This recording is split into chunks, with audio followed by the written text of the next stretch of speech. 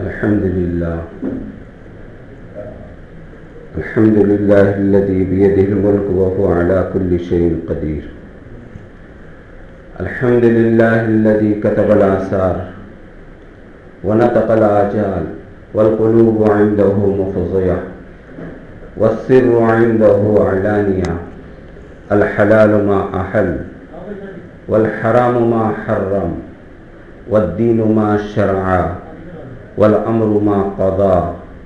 الخلق خلقه والعبد عبده وهو الله الرؤوف الرحيم. أشهد أن لا إله إلا الله وحده لا شريك له وأشهد أن سيدنا وسندنا ومولانا محمدا عبده ورسوله. أما بعد، أرسله بالحق بشيرا ونذيرا وداعيا إلى الله بإذنه وسراجا منيرا. قال الله تبارك وتعالى في القرآن المجيد: فأعوذ بالله من الشيطان الرجيم. بسم الله الرحمن الرحيم. فمن يعمل مثقال ذرة خيرا يره ومن يعمل مثقال ذرة شرا يره. وقال تبارك وتعالى: يا أيها الذين آمنوا ادخلوا في السلم كافة ولا تتبعوا خطوات الشيطان إنه لكم عدو مبين. وقال النبي صلى الله عليه وسلم: يا أبا سفيان جئتكم بكرامة الدنيا والآخرة، أو كما قال عليه الصلاة والسلام: سبحانك لا علم لنا إلا ما علمتنا إنك أنت العليم الحكيم. رب اشرح لي صدري ويسر لي أمري واحلل عقدة من لساني يفقهوا قولي. آپ حضرات کا یہاں آنا، یہاں بیٹھنا اس نیت کے ساتھ میں کہ اللہ کے دین کی بات سنوں گا، اور میرا اس نیت کے ساتھ میں گھر سے نکلنا کہ اللہ کے دین کی بات کروں گا، اس پر جو اللہ تبارک و تعالی نے دیا ہے پہلے اس کو سن لو. جب آدمی گھر سے دین کی بات کہنے کے ارادے سے یا سننے کے ارادے سے نکلتا ہے، اسی وقت اللہ تبارک و تعالی اسے 1000 رکعت نفل نماز پڑھنے کا ثواب دیتے ہیں. 1000 رکعت نفل نماز پڑھنے کا ثواب اللہ اسی وقت دیتے ہیں. حضرت شاہ ابرار الحق صاحب ہردوی رحمۃ اللہ علیہ، جو عارف باللہ بہت بڑے اللہ والے تھے، وہ فرمایا کرتے تھے: آج کی رات بڑی فضیلت والی رات ہے. اس کی 14 احادیث ملتی ہیں. 17 صحابہ اکرام رضی اللہ اجمعین سے روایات ہیں آج کی رات کے فضائل کے. فضیلت کیا ہے اس رات کی؟ کہ یہ برکتوں والی رات ہے. اللہ تبارک و تعالی نے اس رات کے اندر میں قرآن کو اللہ تبارک و تعالی نے جمع کیا، یا یوں سمجھو کہ قرآن کے اتارنے کا اس رات کے اندر میں فیصلہ ہوا، لیکن قرآن نازل ہوا رمضان المبارک کے اندر میں. تو 21 رمضان کو یا 17 رمضان، مختلف احادیث ہیں، مختلف روایات ہیں، اللہ کے نبی صلی اللہ علیہ وسلم پر پہلی قرآن کی آیت آئی. لیکن اس رات کی پہلی خصوصیت یہ ہے کہ آئندہ سال کے جتنے امور ہیں وہ سب اس رات کے اندر میں طے کیے جاتے ہیں. کس کو کتنی روزی ملے گی، کس کی روزی کو چھین لیا جائے گا، کون پیدا ہوں گے، کس کو موت آئے گی، کون بے گھر ہے جس کو گھر دیا جائے گا، کون گھر والا ہے جس سے گھر چھین لیا جائے گا، کون بیمار ہے اسے صحت دی جائے گی، کون صحت مند ہے اس کو بیمار کیا جائے گا۔ بہرحال تمام امور، تمام چیزیں اس رات کے اندر میں اللہ تبارک و تعالیٰ کی طرف سے طے کی جاتی ہیں۔ مغرب سے لے کر کے صبح صادق تک اللہ تبارک و تعالیٰ کی طرف سے آسمانوں میں اعلان ہوتا ہے کوئی مانگنے والا کہ میں اس کو عطا کروں، ہے کوئی بے روزگار کہ اس کے لیے روزی کے فیصلے اتاروں، ہے کوئی بیمار کہ اس کو شفا عطا کروں، ہے کوئی بے اولاد کہ اس کو اولاد دی جائے۔ یہ اعلانات مستقل طور پر آسمان سے اللہ تبارک و تعالیٰ کی طرف سے ہوتے رہتے ہیں۔ اس رات کے اندر میں تمام ہی امور، صرف مسلمانوں کے لیے دنیا میں جو کچھ ہونے والا ہے وہ اللہ تبارک و تعالیٰ آج کی رات کے اندر میں طے فرما دیتے ہیں۔ حضرت عائشہ رضی اللہ تعالیٰ عنہ فرماتی ہیں کہ اللہ کے رسول صلی اللہ علیہ وسلم کو ایک رات میں نے اپنے بستر سے چپکے سے اٹھ کے جاتے ہوئے دیکھا، اور آہستہ سے بالکل دروازہ کھول کر کے اللہ کے رسول صلی اللہ علیہ وسلم حجرے سے باہر نکلے۔ حضرت عائشہ رضی اللہ تعالیٰ عنہ کے دل میں یہ خیال آیا کہ شاید کسی دوسرے بیوی کے پاس اللہ کے رسول صلی اللہ علیہ وسلم چلے گئے ہوں، لیکن کچھ دیر جب اللہ کے نبی صلی اللہ علیہ وسلم نہیں آئے تو حضرت عائشہ آپ صلی اللہ علیہ وسلم کو ہم سب کی ماں تلاش کرتے ہوئے نکلی، تو دیکھا اللہ کے نبی صلی اللہ علیہ وسلم جنت البقیع جو مدینہ منورہ کا قبرستان ہے اس قبرستان کے اندر میں بیٹھے ہوئے ہیں، دعائیں مانگ رہے ہیں۔ پھر اللہ کے رسول صلی اللہ علیہ وسلم جب واپس آئے تو فرمایا حضرت عائشہ نے کہ مجھے ایسا خیال ہوا کہ آپ کہیں گئے ہیں، تو حضرت پاک صلی اللہ علیہ وسلم نے فرمایا کہ عائشہ شعبان کی 15ویں رات بڑی برکتوں والی رات ہے، اس رات تمام ہی امور اللہ تبارک و تعالیٰ کی طرف سے طے کیے جاتے ہیں۔ تو پھر فرمایا بنو کلب کی بکریوں کے بدن کے اوپر جتنے بال ہیں، بنو کلب ایک قبیلہ تھا اور ان کے پاس لاکھوں کی تعداد میں بکریاں تھیں۔ روایات کے اندر میں آتا ہے کہ 10 میل کے اندر میں ان کی بکریاں بیٹھا کرتی تھی۔ 1 میل ہوتا ہے 3 کلومیٹر کا، تو اس اعتبار سے 30 کلومیٹر تک وہ بکریوں کا ریوڑ بیٹھا کرتا تھا، اتنی بکریاں ان کے پاس تھیں۔ تو فرمایا کہ آج کی رات میں بنو کلب کی بکریوں کے بدن کے اوپر جتنے بال ہیں اتنے جہنمیوں کو، انسانوں کو اللہ نکال کر کے جنت کے اندر میں ڈالتا ہے، اللہ اتنوں کی مغفرت فرما دیتے ہیں۔ اللہ سچا، اللہ کا نبی سچا، اللہ کے نبی کی غیب کی باتوں کے اوپر یقین رکھنے کا نام ہی ایمان ہے۔ ایمان اسی کو کہتے ہیں۔ معراج کی رات اللہ کے رسول صلی اللہ علیہ وسلم جب سفر کر کے آئے تو آپ صلی اللہ علیہ وسلم نے فرمایا کہ میں ایسے سفر ہوا، حرم سے اٹھا اور بیت المقدس تک گیا، پھر آسمانوں کے اوپر گیا، اللہ سے ملاقات ہوئی، تو منافقین چرچا کرنے لگے کہ ایسا بھی کبھی ہو سکتا ہے۔ حضرت ابو بکر کے پاس جب یہ بات پہنچی ہے، حضرت ابو بکر صدیق رضی اللہ تعالیٰ کے پاس جب بات پہنچی تو حضرت ابو بکر صدیق رضی اللہ تعالیٰ عنہ کو بتایا گیا کہ کیا ایسا ممکن ہے؟ تو حضرت ابو بکر صدیق رضی اللہ تعالیٰ نے فرمایا کہ ہاں، لیکن اس کا بولنے والا کون ہے پہلے وہ بتاؤ۔ تو انہوں نے کہا کہ وہ آپ کے دوست، آپ کے ساتھی محمد کہہ رہے ہیں۔ فرمایا پھر 100% صحیح ہے، اللہ کے نبی نے کہا ہے تو 100% صحیح۔ ہم میں اور صحابہ میں کیا یہ فرق ہے پتہ ہے؟ ہم اس کی تحقیق میں لگ جاتے ہیں، کیا ایسا ہو سکتا ہے، کیا ایسی بات ہے؟ صحابہ بغیر چوں چرا کیے کہ اس بات کے اوپر یقین کر لیتے تھے کہ ہاں ہماری آنکھیں غلط دیکھ سکتی ہیں، ہمارے کان غلط سن سکتے ہیں، ہماری زبان غلط ہو سکتی ہے، اللہ اس کے رسول کی بات کبھی غلط ہو نہیں سکتی۔ حضرت ابو ذر غفاری رضی اللہ تعالیٰ عنہ रबज़ा एक जंगल है, मदीना मुनव्वरा से खैबर की तरफ 150 किलोमीटर अंदर एक छोटा सा देहात, रेत के पहाड़ हैं और उसके पास एक जंगल है। उस जंगल के अंदर में हजरत अबू ज़र ग़िफ़ारी रज़ी अल्लाह तआला अन्हु बीमार हैं, बिस्तर के ऊपर पड़े हुए हैं।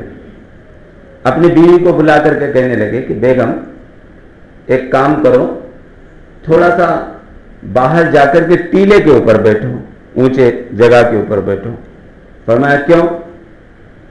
इसलिए कि मुझे यकीन हो गया है कि अब मेरी मौत करीब है, मैं मरने वाला हूं, और वहां अगर कुछ लोग नजर आए तो उनको बुला करके मुझे गुस्ल दे देना, मुझे कफन दे देना। तो उनकी बीवी रोने लगी कि इस जंगल के अंदर में कौन आएगा? वो रास्ता जो था इराक से मदीना जाता है और सिर्फ हज के जमाने में लोग वहां से उस रास्ते से सफर करते थे, बाकी पूरा साल वो रास्ता वीरान रहता था, कोई आता जाता नहीं था। और ये अपनी बीवी और अपने बच्ची के साथ उस जंगल के अंदर में रहते थे। तो उनकी बीवी ने कहा कि ये तो हज के दिन नहीं है, कौन आएगा इधर से? फरमाया कि जाओ, तुम जाकर के बैठे तो सही। वो पूरा दिन सुबह से शाम तक उस जगह बैठी रही, कोई आया नहीं।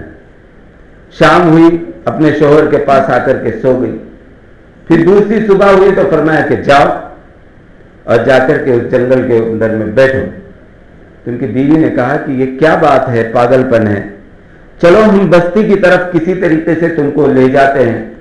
इस वीरान जंगल के अंदर में अगर तुम्हारी मौत आ गई, सिवाय मेरी और तुम्हारी बेटी के और कोई नहीं है, तुम्हारे गुस्ल कौन देगा, जनाजा कौन पड़ेगा, तुमको दफन कौन करेगा? हजरत अबू ज़र ग़िफ़ारी रज़ी अल्लाह तआला कहे कि तुम जाकर के टीले के ऊपर बैठो। दूसरा दिन भी चला गया। तीसरे दिन सुबह हजरत अबू ज़र ग़िफ़ारी रज़ी अल्लाह तआला को यकीन हो गया कि आज मेरी मौत पक्की है।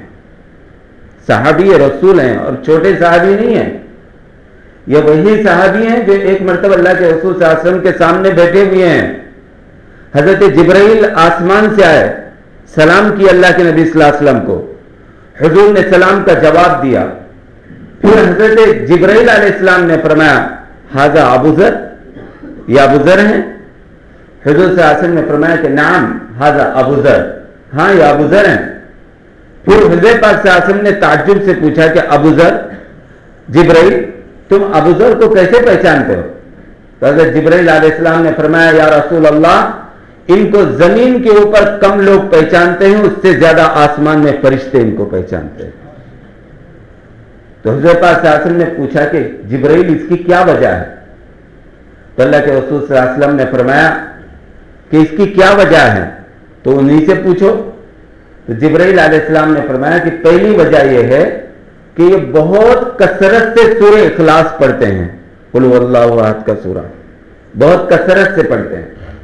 दूसरी वजह यह है कि सोने के लिए जब बिस्तर पर जाते हैं तो यूं दुआ मांगते हैं कि अल्लाह आपकी जितनी मखलूक है वो सारी मखलूक में सबसे गिरा हुआ इंसान सूअर को समझता है, हालांकि अल्लाह अबू ज़र उस सूअर से भी बुरा है।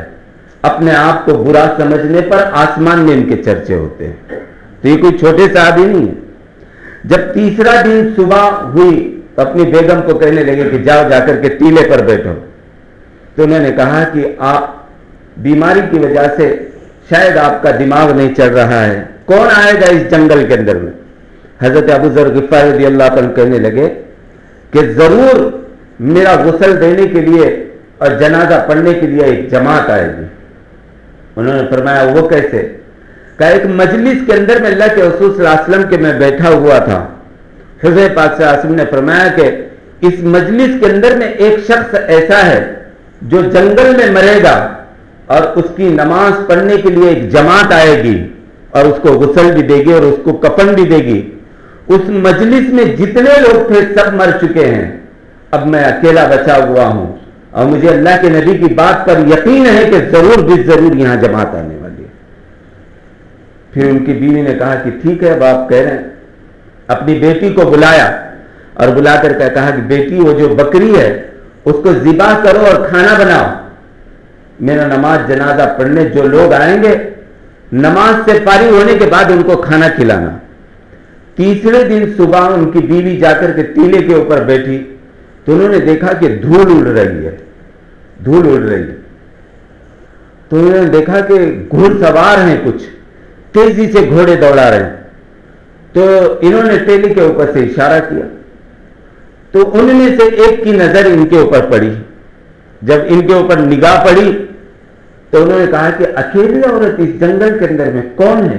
چلو ساری جماعت وہاں آئی، 20 لوگوں کی جماعت تھی، تو فرمایا کہ بہن کون ہو؟ فرمایا کہ ایک مسلمان کا انتقال ہو رہا ہے، اس کی نماز جنازہ پڑھو اور اسے غسل دو اور اسے دفن کر کے آگے چلے جانا۔ تو جماعت کہنے لگی کہ کون ہے وہ؟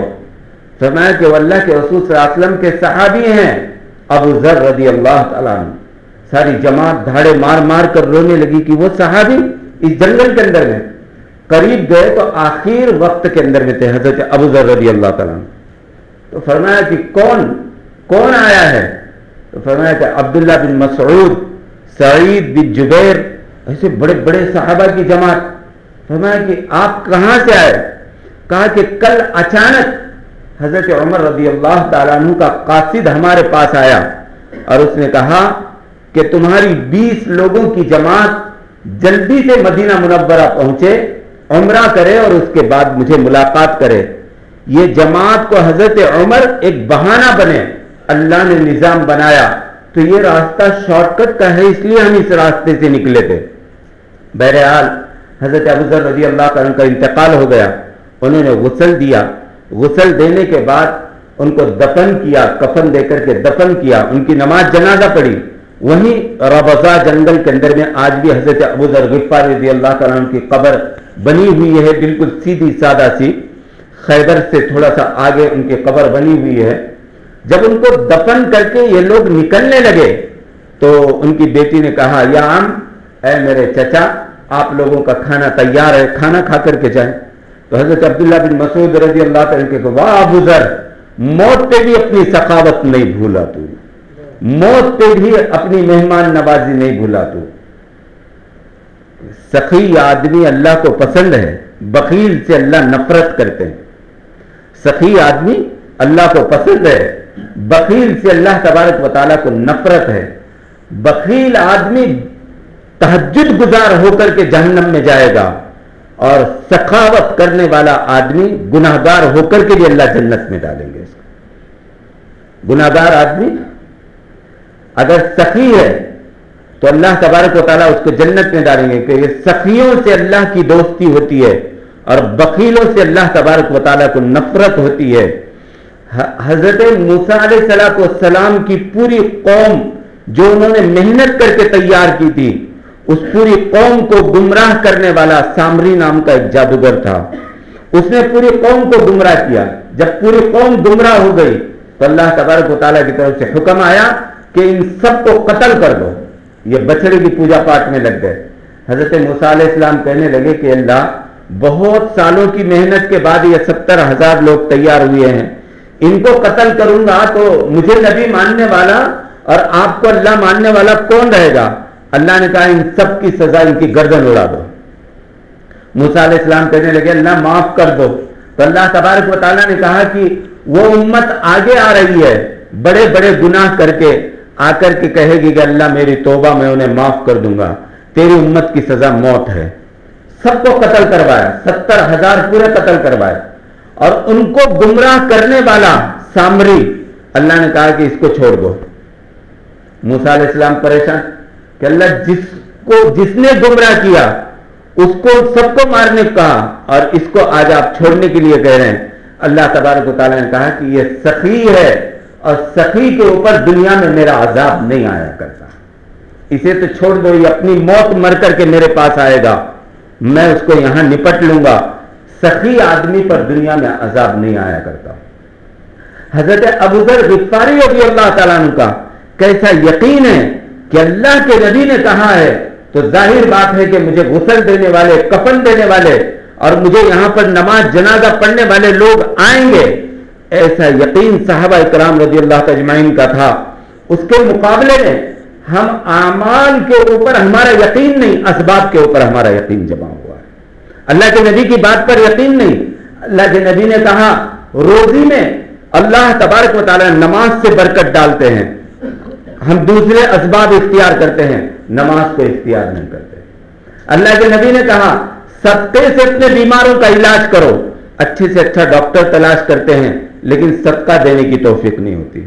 اللہ کے نبی نے کہا کہ اس رات کے اندر میں مغفرت ہوتی ہے، جو مانگو گے اللہ تبارک و تعالیٰ دیتا ہے. تو آج کی رات بھی اگر یقین ہوتا تو مسلمان اللہ کے سامنے رو رو کر گزار دیتا. یقین کی کمی کی وجہ سے پوری رات آدمی غفلت کے اندر میں گزار دیتا ہے. پوری رات غفلت میں گزر جاتی ہے. یا تو ادھر ادھر کی باتیں کریں گے، یا تو سو جائیں گے، یا تو آدھی رات جاگ کر کے فجر کی نماز چھوڑ دیں گے. وہ آدھی رات کا جاگنا، عبادت کرنا، فجر کی نماز اگر چھوڑ دی تو اس سے بڑے گناہ کے اندر میں مبتلا ہو گیا. فجر کی نماز اگر ضائع ہو گئی تو یہ پوری رات کی عبادت اس نماز کے برابر ہو نہیں سکتی، کیونکہ وہ فرض ہے. اور یہ رات کا عبادت کرنا، اللہ کے سامنے ذکر و اذکار کرنا، قرآن کی تلاوت کرنا، یہ تو نفل کے اندر میں شمار ہوگا.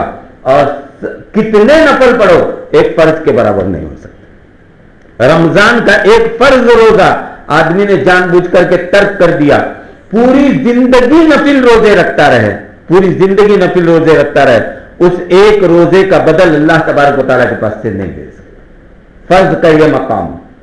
بہرحال آج کی رات مغفرت کی رات، آج کی رات بخشش کی رات، آج کی رات عطا کی رات، آج کی رات دعاؤں کے قبولیت کی رات، آج کی رات اللہ تبارک و تعالیٰ کو راضی کرنے کی رات، آج کی رات آسمان سے اپنے حق میں فیصلے اتروانے کی رات، آج کی رات اللہ کو راضی کرنے کی رات، آج کی رات اپنے لیے اپنے حق میں ہدایت کے، خیر کے، بھلائی کے، امن و امان کے، سکون کے، اطمینان کے فیصلے کروانے کی رات. آج اللہ کی عطا عام طور پر اللہ تبارک و تعالیٰ نے آسمان کے دروازے کھولے ہوئے ہیں اور اللہ کی طرف سے اعلان ہو رہا ہے آؤ مجھ سے مانگو، جو مانگو گے عطا کروں گا.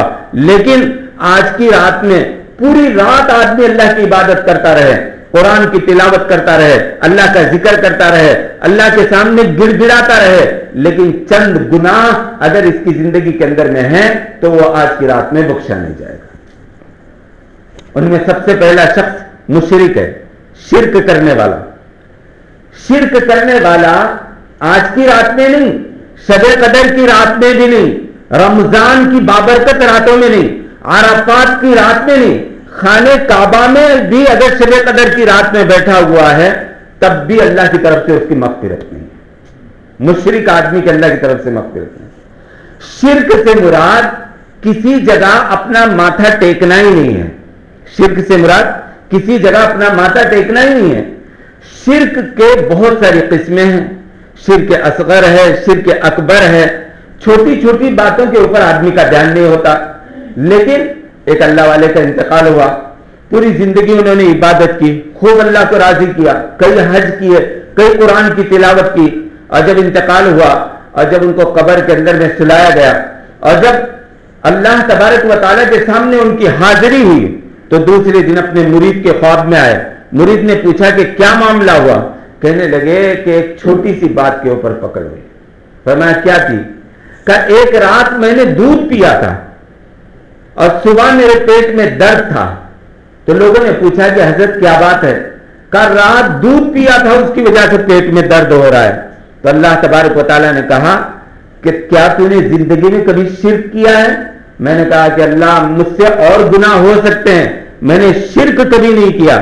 تو اللہ تبارک و تعالیٰ نے کہا یاد ہے وہ رات جس رات تم نے دودھ پیا تھا اور صبح اٹھ کر کے لوگوں کو کہا تھا رات دودھ پینے کی وجہ سے پیٹ میں درد ہے، کیا یہ شرک نہیں ہے؟ دودھ نفع نقصان کا مالک تھا. کہنے لگے اب میں کانپ گیا کہ اب کچھ خیر نہیں ہے. پھر اللہ تبارک تعالیٰ نے کہا جاؤ اتنی سی بات پر پکڑ سکتے ہیں تو اتنی سی بات پر چھوڑ دیتے ہیں. وہ رات بھی یاد کرو جس رات تم تہجد کے لیے اٹھے اور ایک بلی کا بچہ سردی کے اندر میں کانپ رہا تھا، تم نے اس کو اٹھا کر کے اپنے لحاف کے اندر میں پناہ دی تھی. بس وہ عمل تمہارا پسند ہے، باقی سب مردود ہیں. اس عمل پر تمہاری مغفرت کر دی گئی، اس عمل کے اوپر تمہاری مغفرت کر دی گئی. شرک سے مراد صرف کسی جگہ کسی دیوی دیوتاؤں کے سامنے ماتھا ٹیکنا ہی شرک نہیں ہے، وہ تو شرک اکبر ہے. چھوٹا شرک اس سے بھی آدمی بچے. دکان میری نفع نقصان کی مالک نہیں، تجارت میری نفع نقصان کی مالک نہیں، ملازمت سے مجھے اللہ تبارک تعالیٰ روزی نہیں دیتا، ساری کائنات کے اندر کا رزق ختم ہو جائے تب بھی اللہ اپنی قدرت سے دے سکتا ہے. دکان کو اللہ نے ذریعہ بنایا، کھیتی کو اللہ نے ذریعہ بنایا، تجارت کو اللہ نے ذریعہ بنایا. اس ذریعے سے اللہ میرے مقدر کا رزق مجھ تک پہنچا رہے ہیں. واقعی دینے والی ذات تو اللہ تبارک تعالیٰ کی. مسلمان کا یقین کیسا ہو؟ حضرت عمر فرمایا کرتے تھے 1000 سال تک آسمان سے ایک بوند پانی کی نہ برسے، اللہ زمین کو تانبے کی بنا دے اور آسمان پورا لوہے کا بن جائے، اور 1000 برس تک آسمان سے ایک بوند پانی کا نہ برسے، تب بھی اللہ پوری 18,000 مخلوقات پر پالنے پر قادر ہے. اس یقین کا نام لا الہ الا اللہ محمد رسول اللہ. اس یقین کا نام لا الہ الا اللہ محمد رسول اللہ. تو شرک اگر کبھی کیا ہے، مزاروں پر جانا، ماتھے ٹیکنا، مزاروں سے اپنی حاجتوں کو مانگنا، یہ شرک اکبر ہے، چھوٹا شرک نہیں ہے، یہ بڑا شرک ہے. یہ بڑا شرک ہے. اور جب آدمی کسی اللہ والے کی قبر کے اوپر جا کر کے شرک کرتا ہے تو اللہ اپنی قدرت سے اندر سے اللہ والوں کو ہٹا دیتا ہے. جب آدمی ماتھا ٹیکتا ہے تو گویا مٹی اور پتھر کے آگے ماتھا ٹیک رہا ہے. میں اس کی ایک مثال دیتا ہوں تاکہ بات آپ کو سمجھ میں. حضرت مولانا اشرف علی صاحب تھانوی رحمۃ اللہ علیہ کے پاس ایک حجام آیا کرتا تھا اور ہر بدھ کو آیا کرتا تھا. ہر بدھ کو آ کر کے آپ کے سر کے بال مونچھ وغیرہ بنا کر کے جایا کرتا تھا. ایک دن وہ منگل کے دن آ گیا. حضرت اشرف علی صاحب تھانوی رحمۃ اللہ نے کہا کہ آپ منگل کو کیسے آئے؟ تو کہنے لگا کہ مجھے کل سفر پہ جانا ہے اس لیے آج آیا ہوں. بیچ میں ایک بات سن لو، منگل کے دن کو حدیث کے اندر میں خون کا دن کہا گیا ہے. منگل کے دن کو حدیث کے اندر میں خون کا دن کہا گیا ہے. سیرت حلویہ کتاب کا نام ہے، اس میں یہ روایت موجود ہے، حدیث موجود ہے کہ منگل کے دن ناخن نکالنے سے، سر کے بال کاٹنے سے اور دنیا کے اندر میں بہت ساری ایسی چیزوں سے اللہ کے نبی نے منع کیا ہوا ہے. ایک صحابی ناخن نکال رہے تھے تو دوسرے صحابی نے کہا کہ آج کیا دن ہے؟ وہ کہتے کیا دن ہے؟ کہا منگل ہے. تو کہتے کیا ہوتا ہے؟ پیر منگل بدھ سب اللہ کے ہیں، تو منگل کے دن ناخن نکالنے سے کیا فرق پڑتا ہے؟ فرمایا اللہ کے نبی نے منع کیا ہے. تو وہ کہنے لگے میں نے تو سنا نہیں. انہوں نے کیا کہا؟ میں نے تو سنا نہیں، اور ناخن نکال دیے. چند دنوں کے بعد انہیں کوڑ کی بیماری ہو گئی. تو اس بیماری میں بہت پریشانی ہوئی اور اس پریشانی کے اندر میں روز دعائیں مانگتے تھے کہ اللہ اس بیماری کو ختم کر دے. ایک رات اللہ کے رسول صلی اللہ علیہ وسلم کو خواب میں دیکھا. حضرت پاک صلی اللہ علیہ وسلم سے کہنے لگے کہ یا رسول اللہ میری یہ بیماری ختم ہو جائے، اس کے لیے دعا فرمائیں. حضرت پاک صلی اللہ علیہ وسلم نے فرمایا کہ منگل کے دن ناخن کیوں نکالے جب تجھے بتایا گیا کہ مت نکالو؟ تو کہنے کہ یا رسول اللہ میں نے سنا نہیں تھا اس لیے نکالے. فرمایا کہ سنا نہیں تو میرے وسیلے سے تو بات پہنچی تھی. کہنے کہ میں توبہ کرتا ہوں اللہ سے اور یا رسول اللہ معافی مانگتا ہوں اللہ سے. حضرت پاک صلی اللہ علیہ وسلم نے دعا فرمائی. دوسرے دن صحت مند ہو گئے. 2-3 دن کے بعد اللہ تبارک و تعالیٰ نے اپنی قدرت سے انہیں شفا دے دی. تو فرمایا کہ منگل کے دن خون کا دن کہا. سنیچر کا دن اللہ کے نبی صلی اللہ علیہ وسلم نے فرمایا کہ سفر کا دن ہے. اتوار کا دن کاروبار اپنے گھر کی بنیاد کے رکھنے کا دن ہے. اگر کسی نے گھر بنانے کا ارادہ کیا تو اتوار کو اس کی بنیاد رکھو، کیونکہ اللہ کے نبی نے فرمایا کہ جنت کی بنیاد اللہ نے اتوار کے دن رکھی ہے. پیر کا دن تجارت کا دن ہے. پیر کا دن تجارت کا دن ہے. لوگ جمعہ کا دن بہت برکت والا ہے، عصر کے بعد دعا رکھتے ہیں. حالانکہ جتنے انبیاء ہیں ان سب کو اگر حدیث کے اندر دیکھا جائے تو انہوں نے تجارت پیر کے دن شروع کی ہے. انہوں نے تجارت پیر کے دن شروع کی ہے. منگل کا دن خون کا دن فرمایا. جتنے دنیا میں جنگیں ہوئی اور جتنے دنیا میں حادثات ہوئے تمام کے تمام اور جتنے دنیا میں عذابات اللہ تبارک تعالیٰ کے آئے وہ منگل کے دن آئے ہیں. اس لیے منگل کے دن کو فرمایا کہ اس سے احتیاط کرو. بدھ کے دن کو اللہ کے رسول صلی اللہ علیہ وسلم نے فرمایا دعاؤں کے قبولیت کا دن ہے. بدھ کے دن ظہر سے لے کر کے عصر کے بیچ میں ایک گھڑی ایسی ہوتی ہے کہ اس میں اللہ تبارک تعالیٰ دعا قبول فرماتے ہیں. جمعرات کے دن مرادوں کے پورا ہونے کا دن ہے اور جمعہ کا دن نکاح کا دن ہے. جتنے انبیاء کے نکاح ہوئے وہ سب جمعہ کے دن ہوئے ہیں اور اس کا بہترین وقت اللہ کے نبی نے عصر کے بعد کا وقت بتایا. اس کا مطلب یہ نہیں کہ یہ ضروری ہے, حدیثیں مختلف ہوتی ہیں, آپ پیر کو بھی کر سکتے ہیں, بدھ کو بھی کر سکتے ہیں, لیکن سنت اللہ کے نبی صلی اللہ علیہ وسلم نے اپنا اور صحابہ کے نکاح جمعہ کے دن کیے ہوئے ہیں. تو بہرحال وہ منگل کے دن آیا تو میں نے کہا کہ بھائی ٹھیک ہے تو جا کر کیا آنے کے بعد میرے بال کاٹنا, لیکن تو جا کہاں رہا ہے؟ تو کہنے لگا کہ میں دہلی جا رہا ہوں. کہا کیوں؟ کہا کہ وہاں بختیار کاکی رحمت اللہ علیہ کا عرس ہے اور اس میں جا رہا ہوں. کہنے لگے یہ عرس کیا ہے؟ کہنے لگے کہ ان کی مزار کا سندل نکلتا ہے. تو حضرت مولانا اشرف علی صاحب تھانوی رحمۃ اللہ علیہ نے کہا کہ ٹھیک ہے بھائی مت جا, اور وہاں جا کر کے کیا ملے گا؟ کہنے کہ میری کچھ مراد ہے, میں اس کو مانگنے کے لیے وہاں جا رہا ہوں. حضرت نے منع کیا, وہ کہنے کہ نہیں میں جاؤں گا. تو حضرت نے ایک خط لکھا اور اس کو کہا کہ یہ خط لے کر کے جاؤ, جہاں آج بختیار کاکی رحمۃ اللہ علیہ کا مزار ہے اس زمانے میں وہاں جنگل تھا, وہاں آبادی نہیں تھی, کہ آگے جنگل کے اندر میں ایک درخت کے نیچے ایک بزرگ بیٹھے ہوئے تجھے نظر آئیں گے, ان کو یہ میرا خط لے جا کر کے دے دینا, ان کو یہ خط لے جا کر کے دے, اور واپس آتے وقت ان سے جواب لے کر کے آنا. خواجہ قطب الدین بختیار کاکی رحمۃ اللہ علیہ یہ کوئی چھوٹے بزرگ نہیں تھے, ان کے نام سے دہلی میں قطب مینار بنا ہوا ہے. 7 سال کی عمر میں 2 رکعت نماز پڑھ کر کے مصلی کے نیچے سے کھانا نکالا تھا انہوں نے. ان کا جب انتقال ہوا تو یہ وہی ہیں جنہوں نے 4 شرطیں لگائی تھی. میں نماز جنازہ ایسا آدمی پڑھائے جس کی کبھی تہجد نہ چھوٹی ہو, میں نماز جنازہ ایسا آدمی پڑھائے جس کی کبھی عصر سے پہلے کی سنت نہ چھوٹی ہو, میں نماز جنازہ ایسا آدمی پڑھائے جس نے کبھی ساری زندگی میں کسی غیر عورت کو دیکھا نہ ہو, میں نماز جنازہ ایسا آدمی پڑھائے جس کی تکبیر اولا فوت نہ ہوئی ہو. بہرحال وہ بہت لمبا واقعہ ہو جائے گا. تو ان کے انتقال پہ ان کا جنازہ 3 دن تک رکھا گیا. تیسرے دن عصر کے وقت میں خواجہ شمس الدین التمش, اس زمانے کا جو دہلی کا بادشاہ تھا, اس نے آگے بڑھ کر کے آپ کی نماز جنازہ پڑھائی تھی. آپ کے انتقال کے بعد بھی اتنے جلالی بزرگ تھے کہ ان کے مرنے کے بعد بھی لکھا ہے کتابوں کے اندر میں, نزہۃ البساتین اولیاء کرام کے واقعات کی کتاب ہے, اس میں لکھا ہوا ہے کہ ان کی مزار کے اوپر سے کئی دنوں تک پرندہ نہیں گزرتا تھا, اگر غلطی سے گزر گیا تو جل کر کے زمین کے اوپر گر جایا کرتا تھا. اتنے جلالی بزرگ تھے. تو وہ خط اس کے پاس دیا اور کہنے لگے کہ جاؤ وہ وہاں جا کر کے وہ درخت کے نیچے ایک بزرگ ملیں گے, ان کو دے دینا.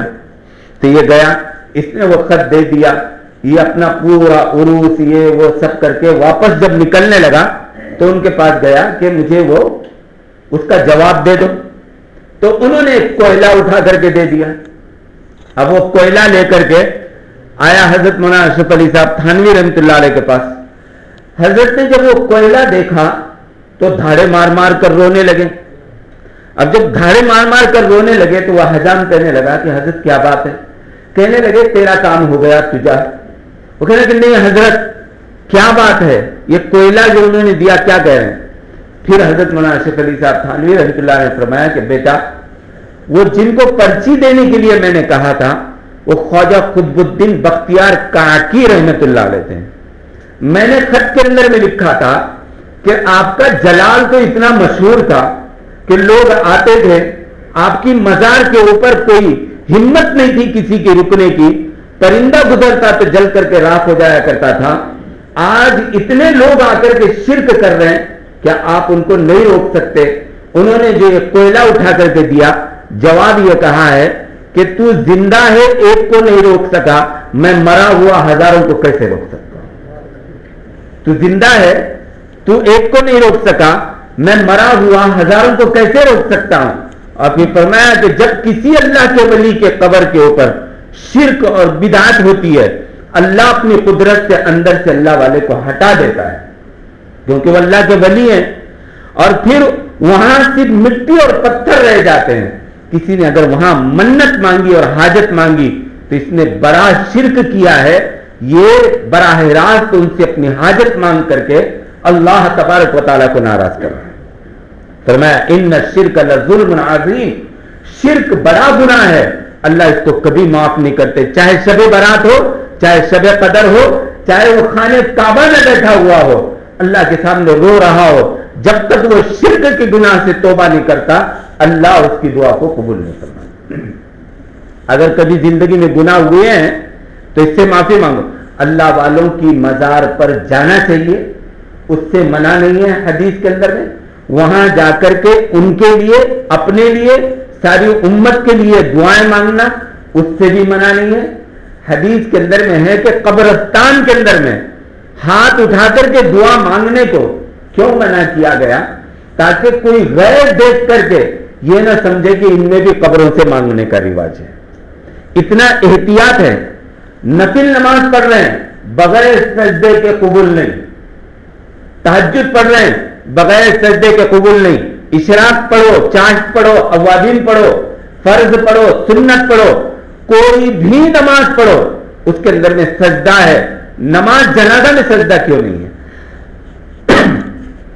نماز جنازہ میں سجدہ اس لیے نہیں ہے کہ نماز جنازہ کھلے میں ہوتی ہے، اور جب نماز جنازہ پڑھتے ہوئے کوئی غیر دیکھ کر کے یہ نہ سمجھے کہ ان میں جنازے کے سامنے جھکتے ہیں. اتنا احتیاط شریعت نے کیا ہوا ہے. جب اللہ کا ولی مر گیا اور نبی بن گیا، مر گیا، اس کی نماز جنازہ میں سجدے کا حکم نہیں دیا گیا، تو اللہ والوں کی قبروں پر سجدہ کرنے کی اجازت کہاں سے ہو سکتی ہے؟ کیسے اجازت مل سکتی؟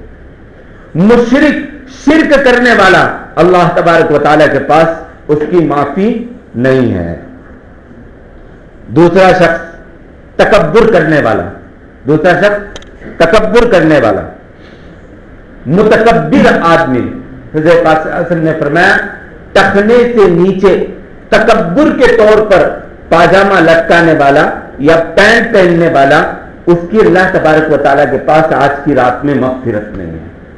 اگر آپ کی تکبر کی نیت نہیں ہے، گھمنڈ کی وجہ سے آپ نے نہیں پہنا ہے، تو اس حدیث کے اندر میں نہیں آتے ہیں. لیکن تکبر کی نیت اگر ہے تو پھر اللہ تبارک و تعالیٰ کے پاس آج کی رات کے اندر میں اس کی مغفرت نہیں ہے. متکبر آدمی، تکبر کرنے والا، گھمنڈ کرنے والا، میں کچھ ہوں، میرے اندر میں کچھ ہے، یہ اللہ کو ہرگز پسند نہیں ہے. حضرت پاک صلی اللہ علیہ وسلم نے فرمایا تکبر اللہ کی چادر ہے، اور جو اس میں پیر ڈالے گا اللہ اس کو پھاڑ کر کے رکھے گا. تکبر اللہ کی چادر ہے، اور جو اس میں پیر ڈالے گا اللہ اس کو پھاڑ کر کے رکھے گا. تکبر کرنے والا، گھمنڈ کرنے والا آدمی چاہے کوئی ہو، اللہ تبارک و تعالیٰ کو پسند نہیں ہے. میں ایک مثال دے کر کے آپ کو یہ بات سمجھاتا ہوں. حضرت ابو عبداللہ اندلسی رحمۃ اللہ علیہ، اتنے بڑے شیخ ہیں. اندلس اسپین کا ایک شہر ہے، اسپین کا ایک شہر ہے اندلس. وہاں کے بہت بڑے اللہ والے، ان کے مریدین کی تعداد 7 لاکھ کے قریب تھی. کتنے؟ 7 لاکھ ان کے مریدین تھے. ان کے ہزاروں مدرسے تھے اس زمانے میں. انہوں نے ہزاروں مکاتب بنائے ہوئے تھے اس زمانے کے اندر میں. بڑے بڑے علماء ان سے مرید تھے. ان کے مریدین کے اندر میں حضرت شبلی رحمۃ اللہ علیہ ہیں. ان کے مریدین کے اندر میں حضرت جنید بغدادی رحمۃ اللہ علیہ ہیں. حضرت شیخ زکریا صاحب رحمۃ اللہ علیہ نے ایک کتاب لکھی ام الامراض. اس کتاب کے اندر میں اس واقعے کو لکھا، اور حضرت شبلی رحمۃ اللہ علیہ خود اس واقعے کے بیان کرنے والے ہیں. ایک مرتبہ انہوں نے ارادہ کیا بغداد سے حج پر جانے کا، سفر کا ارادہ ہے. سفر میں جب نکلے تو ان کے ساتھ بہت سارے ہزاروں کی تعداد میں مریدین نکلے کہ شیخ کے ساتھ حج کرنے کا موقع مل رہا ہے. ہزاروں کی تعداد میں مریدین ان کے ساتھ میں نکلے. سفر شروع ہوا. سفر اس زمانے میں ہوائی جہاز کا اور ریل کا اور موٹار کا نہیں ہوا کرتا تھا. پیدل سواریوں کے اوپر لوگ سفر کیا کرتے تھے. اب جب سفر شروع کیا تو بستیوں سے گزر رہے ہیں. ایک بستی یہود و نصارہ کی آئی، اس بستی سے گزرے. آگے تھوڑی دور جانے کے بعد اور ایک بستی نظر آئی. اس بستی کے اندر میں نماز کے لیے یہ لوگ رکے. تو وضو کے لیے پانی تلاش کرنے لگے. تو ایک کنواں تھا, اس کنویں کے اوپر چند لڑکیاں پانی بھر رہی تھی. تو انہوں نے کہا کہ تھوڑی دیر رک جاؤ, یہ پانی بھر کر کے چلی جائیں, اس کے بعد ہم وضو کر لیں گے. اب یہ بیٹھے رہے, یہ خیمے میں اپنے تھے. اچانک پانی بھر کر کے لڑکیاں چلی گئی, سب نے وضو کیا. اب نماز کا وقت آیا, حضرت شیخ نے نماز تو پڑھائی, لیکن نماز کے بعد بیٹھے رہے جگہ کے اوپر, جگہ پر بیٹھے رہے, اٹھ ہی نہیں رہے. گھنٹہ ہو گیا, 2 گھنٹے ہو گئے. اب شیخ کی پوری کیفیت بدلی ہوئی ہے. تو حضرت شبلی رحمۃ اللہ علیہ قریب گئے اور ہمت کر کے پوچھا کہ حضرت آگے سفر کرنا ہے اور آپ اس جگہ پر بیٹھے ہوئے ہو, آپ کا پورا مزاج متغیر ہو گیا ہے, آپ بدل چکے ہو, کیا بات ہے؟ تو کہنے لگے کہ میں اپنی کیفیت کو کب تک چھپاؤں گا. اس کنویں کے اوپر ایک لڑکی پانی بھر رہی تھی, میں نے اس کو دیکھا, میرے دل کے اندر میں اس لڑکی کی خواہش اور خوبصورتی دل میں گھر کر گئی ہے, اور میں یہاں سے آگے سفر نہیں کر سکتا. جب حضرت ابو عبداللہ اندلوسی کی زبان سے یہ جملے سنے تو لکھا ہے کتابوں کے اندر میں, ان کے جو مریدین تھے جن کو انہوں نے تیار کیا اور اللہ تک پہنچا دیا, اس صدمے کی وجہ سے اسی مجمع کے اندر میں ان کی موت واقع ہو گئی, ان کا انتقال ہو گیا. سب کو کہنے لگے کہ میرا دل اب میرے اختیار میں نہیں ہے, تم سب یہاں سے چلے جاؤ. اور سب کو روتے روتے پورا قافلہ نکل گیا. تفصیلی بات یہ ہے, میں مختصر بتا رہا ہوں آپ کو. اب وہ سب واپس نکل گئے تو شیخ وہیں رہے. واپس یہ روتے دھوتے قافلہ آگے نہیں گیا. اب شیخ کی حالت ایسی ہے تو آگے کہاں جائیں گے, سب واپس چلے گئے بغداد. لکھا ہے کتابوں کے اندر میں 22,000 لوگ ان کے اس حادثے کی وجہ سے مر گئے کہ شیخ کی زبان سے یہ کیا نکلا. 22,000 لوگ پورے واقعی. ہفتے گزرے, مہینے گزرے, سال ہو گیا, شیخ کے آنے کا کوئی پتہ نہیں. تو اب حضرت شبلی کہتے ہیں کہ ایک قافلہ لے کر کے ہم نے سوچا کہ چلو شیخ کا کیا حال ہے دیکھ کر کے آتے ہیں, 1 سال ہوا ہے. لوگ وہاں پہنچے اس گاؤں کے اندر میں, کہنے لگے کہ 1 سال پہلے یہاں ایک بہت بڑے اللہ والے رکے تھے, ان کے بارے میں کچھ پتا ہے؟ تو گاؤں کے لوگوں نے بتایا کہ جنگل میں جاؤ, وہ آپ کو ملیں گے. کہنے لگے کہ وہ لڑکی تھی نصارا کی, عیسائی کی. اب اس لڑکی کے باپ کے پاس یہ نکاح کا پیغام لے کر کے گئے. تو لڑکی کے باپ نے کہا پہلی شرط ہے ایمان چھوڑ دو, ہمارا مذہب اختیار کرو. دوسری شرط ہے 1 سال تک جنگل میں سور چرانے پڑیں گے. 1 سال تک جنگل میں سور چرانے پڑیں گے. تو انہوں نے وہ دونوں شرطیں قبول کر لی اور وہ جنگل میں سور چرا رہے ہیں. قافلے کا حال برا رو رو کر کے. اب یہ جنگل میں گئے تو کیا دیکھا, نصارہ کا لباس پہنا ہوا ہے, ہاتھ کے اندر میں لکڑی ہے, جس لکڑی پر ٹیک دے کر کے خطبہ دیتے تھے وہ لکڑی سے سور ہانک رہے ہیں.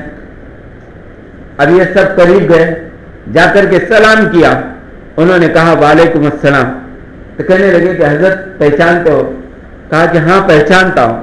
کہنے لگے کہ حضرت آپ 7 طریقے سے قرآن پڑھتے تھے. کہنے لگے میں قرآن بھول چکا ہوں. کہا بس ایک آیت یاد ہے. وہ کون سی آیت ہے؟ کہ جو ایمان کو چھوڑ کر کے کفر اختیار کرے اس کو قتل کر دیا جائے. پھر فرمانے لگے کہ آپ کو 30,000 حدیث منہ زبانی یاد تھی, کوئی حدیث یاد ہے؟ کہنے لگے کہ ہاں, جو اپنے دین سے پھر جائے اس کو قتل کر دو. کہنے لگے, سب رونے لگ گئے. اور شیخ نے آسمان کی طرف سر اٹھا کر کے بس ایک جملہ کہا, اللہ مجھے آپ سے یہ امید نہیں تھی, آپ مجھے اتنے اونچے مقام پر لے جا کر کے ایسے پھینک دو گے, میں نے کبھی سوچا نہیں تھا. اللہ مجھ سے گناہ ہوا ہے, معاف کر دیجئے. روتے رہے یہاں تک کہ حضرت شیخ نے لکھا ان مریدوں کا اور شیخ کا رونا دیکھ کر کے خنزیر بھی رونے لگ گئے. سوروں کے رونے کی آواز گاؤں کے لوگوں نے سنی, خوب گڑ گڑائے. پھر انہوں نے کہا کہ میں میرے اختیار میں نہیں ہوں, مجھے چھوڑ دو. وہاں کئی مریدین کا انتقال ہوا. اس کے بعد یہ قافلہ واپس آیا. 1 دن سفر ہوا, 2 دن سفر ہوا. تیسرے دن کا سفر جب انہوں نے شروع کیا تو ایک نہر سامنے نظر آئی. اس نہر میں سے شیخ غسل کر کے باہر نکل رہے ہیں اور کہہ رہے ہیں کہ لا الہ الا اللہ محمد رسول اللہ صلی اللہ علیہ وسلم. حضرت شبلی بھاگ کر کے گئے. کہا حضرت کیا حال ہے؟ کہہ رہے ہیں کہ الحمدللہ ٹھیک ہوں. کہا کہ قرآن 7 طریقے سے پڑھ سکتا ہوں, پورا قرآن اللہ نے مجھے واپس لوٹایا ہے. کہنے لگے 30,000 حدیث مجھے پوری یاد ہیں. اس کے بعد ان سے پوچھا گیا کہ اتنے بڑے اس واقعے کا راز کیا ہے؟ تو کہنے لگے کہ ایک یہودیوں کی بستی سے ہمارا گزر ہوا, نصارہ کی بستی سے. وہ لوگ آگ کی پوجا کر رہے تھے. اب میں نے ان کو دیکھ کر کے میرے دل کے اندر میں خیال آیا کیسے گھٹیا لوگ ہیں, آگ کی پوجا کر رہے ہیں. اسی وقت میرے دل کے اندر سے ایک پرندہ نکل کر کے آسمان کی طرف گیا. اللہ نے پورا علم چھین لیا کہ اپنے ایمان پر تکبر کرتا ہے. انک لا تہدی من احببت ولکن اللہ یہدی من یشاء. ہدایت اللہ کا نبی بھی نہیں دیتا, اللہ جس کو چاہتا ہے اس کو ہدایت دیتا ہے. یہ تھوڑے سے تکبر کے اوپر اللہ نے سب کچھ چھین لیا اور سور چرانے کے اوپر لگا دیا. تکبر اللہ کو پسند نہیں ہے. اعمال کا تکبر پسند نہیں, مال کا تکبر پسند نہیں, طاقت کا تکبر پسند نہیں. اللہ تبارک و تعالیٰ کو عاجزی پسند ہے, جھکنا پسند ہے, معاف کرنا پسند ہے. ایک صحابی اللہ کے رسول صلی اللہ علیہ وسلم سے پوچھا رہے ہیں یا رسول اللہ ایو الاسلام افضل, افضل اسلام کیا ہے؟ بھئی تھوڑی دیر بات ہوگی, یہ چائے وغیرہ دے کر کے محفل اور مجمع کی رونق کو ختم مت کرو, جاتے ہوئے لوگ پی لیں گے. توجہ کے ساتھ میں بات سنو, میری حالت خراب ہے. لاتور, کولہاپور, سب جگہ کے تقاضے قربان کر کے آپ کی خدمت میں حاضر ہوا ہوں. وہ کوئی بڑی بات نہیں ہے, چھوڑو, آپ کا پہلا حق ہے ہمارے اوپر. اب میں بولنے کی طاقت میں نہیں ہوں, پہلے ہی بولا تھا, پھر بھی وہ مائک ڈسٹرب کر رہا ہے, کیا بول رہا ہوں سمجھ میں نہیں آ رہا ہے. اس میں آپ لوگ تھوڑا سا توجہ سے تھوڑی دیر سنیں, انشاءاللہ آپ کا بھی نفع ہوگا. میں خود بھی اس کا محتاج ہوں, اللہ مجھے بھی اس کی عمل کی توفیق دے دے.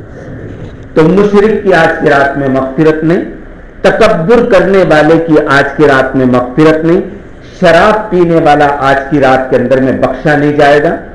اگر جام پہ جام لگائے ہوئے اس مجمع میں بیٹھے ہو تو ابھی دل میں کہو کہ اللہ میری توبہ, اور جنہوں نے نہیں لگائے وہ بھی بولو اللہ میری توبہ. کیا فرق پڑتا ہے کہ اللہ معاف کر دو.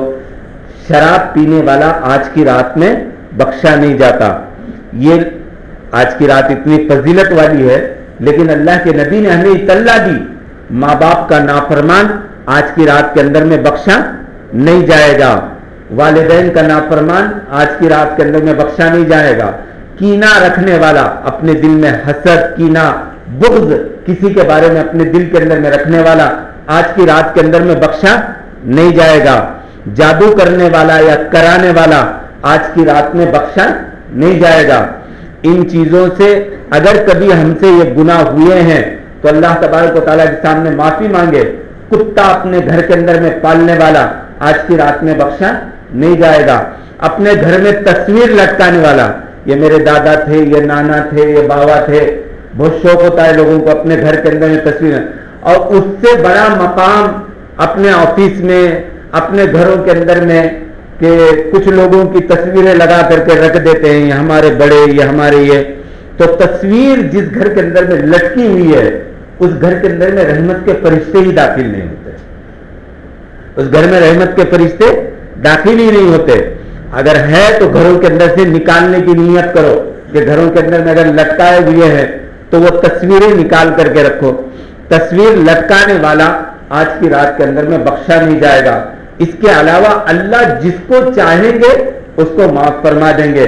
یہ چند گناہگار لوگ جن کے بارے میں اللہ کے رسول صلی اللہ علیہ وسلم نے اطلاع دی کہ ان کی آج کے رات کے اندر میں مغفرت نہیں ہے, اللہ تبارک و تعالیٰ ان کو معاف نہیں کریں گے. اور آج کی رات میں جب فیصلے ہو رہے ہیں تو اللہ تبارک و تعالیٰ سے آئندہ سال کے لیے اپنے لیے تقوی, پرہیزگاری اللہ تبارک و تعالیٰ سے مانگ کر کے لیں کہ اللہ نماز سے پچھلے سال دور تھا, اس کی معافی مانگتا ہوں, اب قضا پڑھنے کی نیت کرتا ہوں. نماز قضا جو باقی ہیں ان قضا نمازوں کو پورا کرو، کیونکہ ایک نماز کے بدلے میں 2,88,00,000 برس آدمی جہنم میں جلے گا۔ ایک نماز کے بدلے میں 2,88,00,000 برس جہنم کے اندر میں جلے گا۔ یہ روایت، یہ حدیث ضعیف ہے، لیکن پھر بھی اپنے ذمے میں جو قضا نمازیں ہیں اس کو ادا کرو۔ علماء سے پوچھو کہ قضا نماز پڑھنے کا طریقہ کیا ہے، قضا نماز پڑھنے کا طریقہ کیا ہے۔ شب برات، شب قدر اور چاہے کون سی رات میں آپ عبادت کرنے کے لیے کھڑے ہو، نفل پڑھنے کی جگہ قضاء عمری پڑھا کریں۔ نفل پڑھنے کی جگہ قضاء عمری پڑھنے کا اہتمام کریں۔ اپنے پاس ایک ڈائری رکھیں، میری عمر اس وقت میں 30 سال کی ہے، 15 سال میں میرے اوپر نماز فرض ہوئی، اب تک کتنی فجر گئی؟ رمضان ٹو رمضان فجر ہوئی میری، باقی بیچ میں کی سب فجر غائب ہے۔ اللہ کی قسم، جس دن فجر کی نماز 50% مسلمان پڑھنے لگ گئے، پوری دنیا پہ اللہ مسلمانوں کی حکومت لائے گا۔ حضرت جی مولانا یوسف صاحب رحمۃ اللہ علیہ فرمایا کرتے تھے، مولانا عمر صاحب پالنپوری رحمۃ اللہ علیہ فرمایا کرتے تھے، مولانا انعام الحسن صاحب رحمۃ اللہ علیہ فرمایا کرتے تھے، فجر کی نماز جو پڑھتا ہے وہ اللہ کی حفاظت میں ہے، عشاء کی نماز جو پڑھتا ہے وہ اللہ کی حفاظت میں ہے۔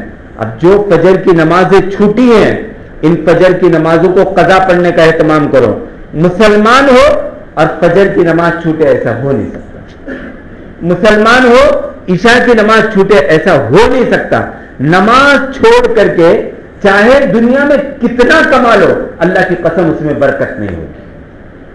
اب نماز پڑھ کر کے تھوڑا کما لو، اللہ اس کے اندر میں برکت ڈال دے گا۔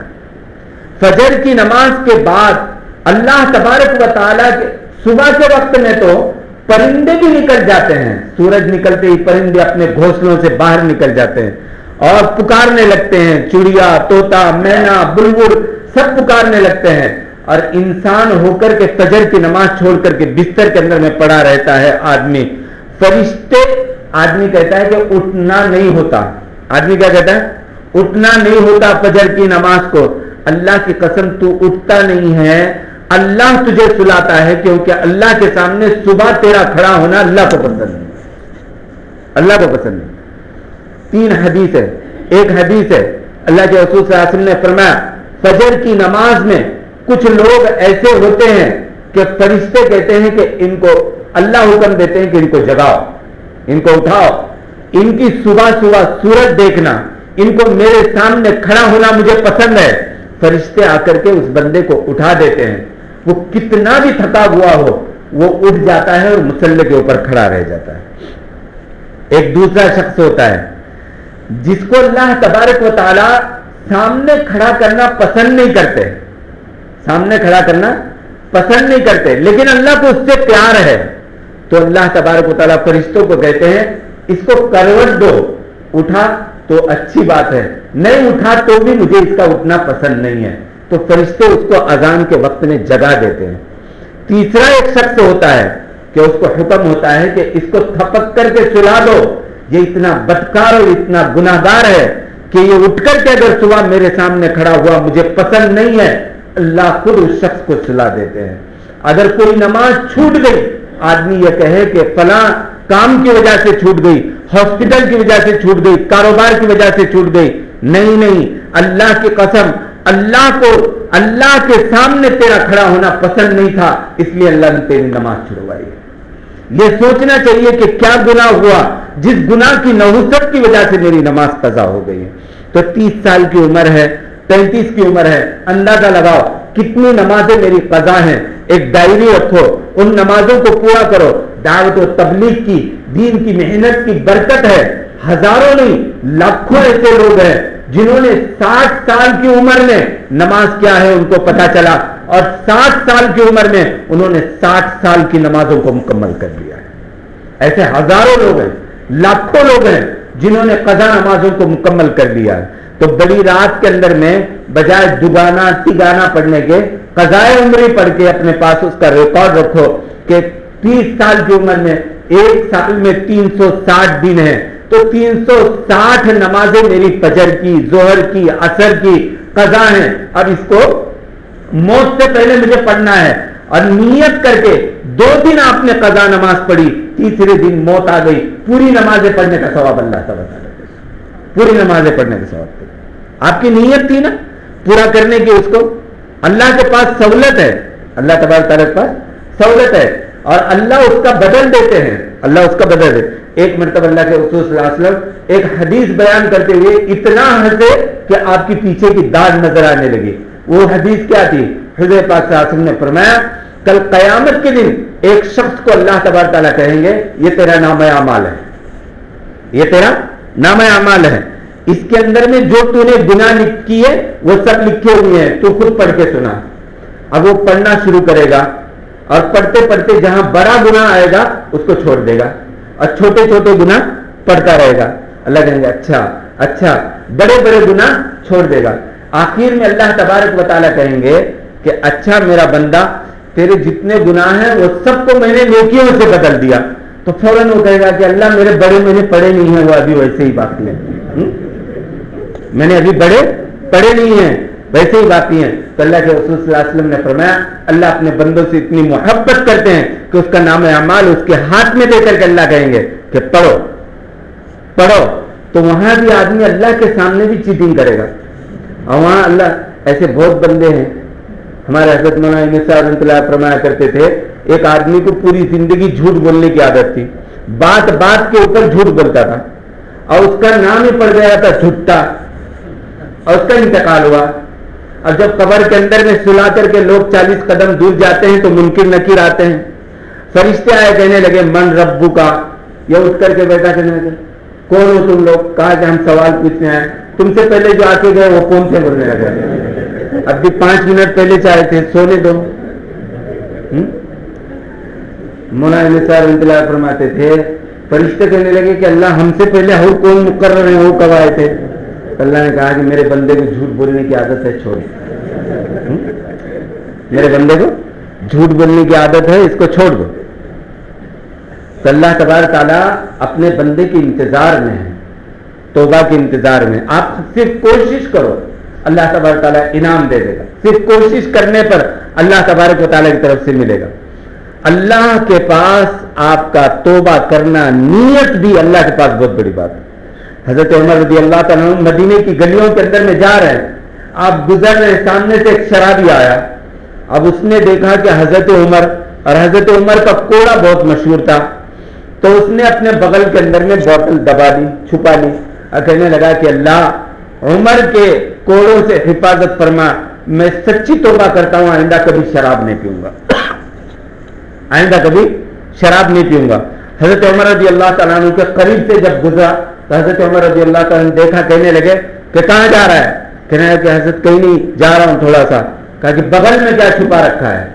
اب یہ سوچنے لگا کہ پکڑا گیا، تو کہنے لگا یہ سرکہ ہے، سرکہ۔ حضرت عمر نے کہا بوتل نکال کر کے دکھا۔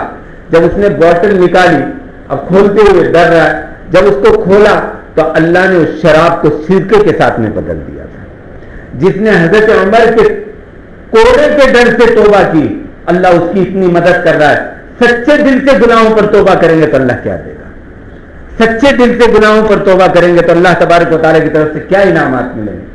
بخشش کی رات ہے، مغفرت کی رات ہے، توبہ کی قبولیت کی رات ہے، اور اپنی زندگیوں کے اندر میں اپنے گناہوں سے توبہ کر کے اللہ سے تعلق جوڑ لو۔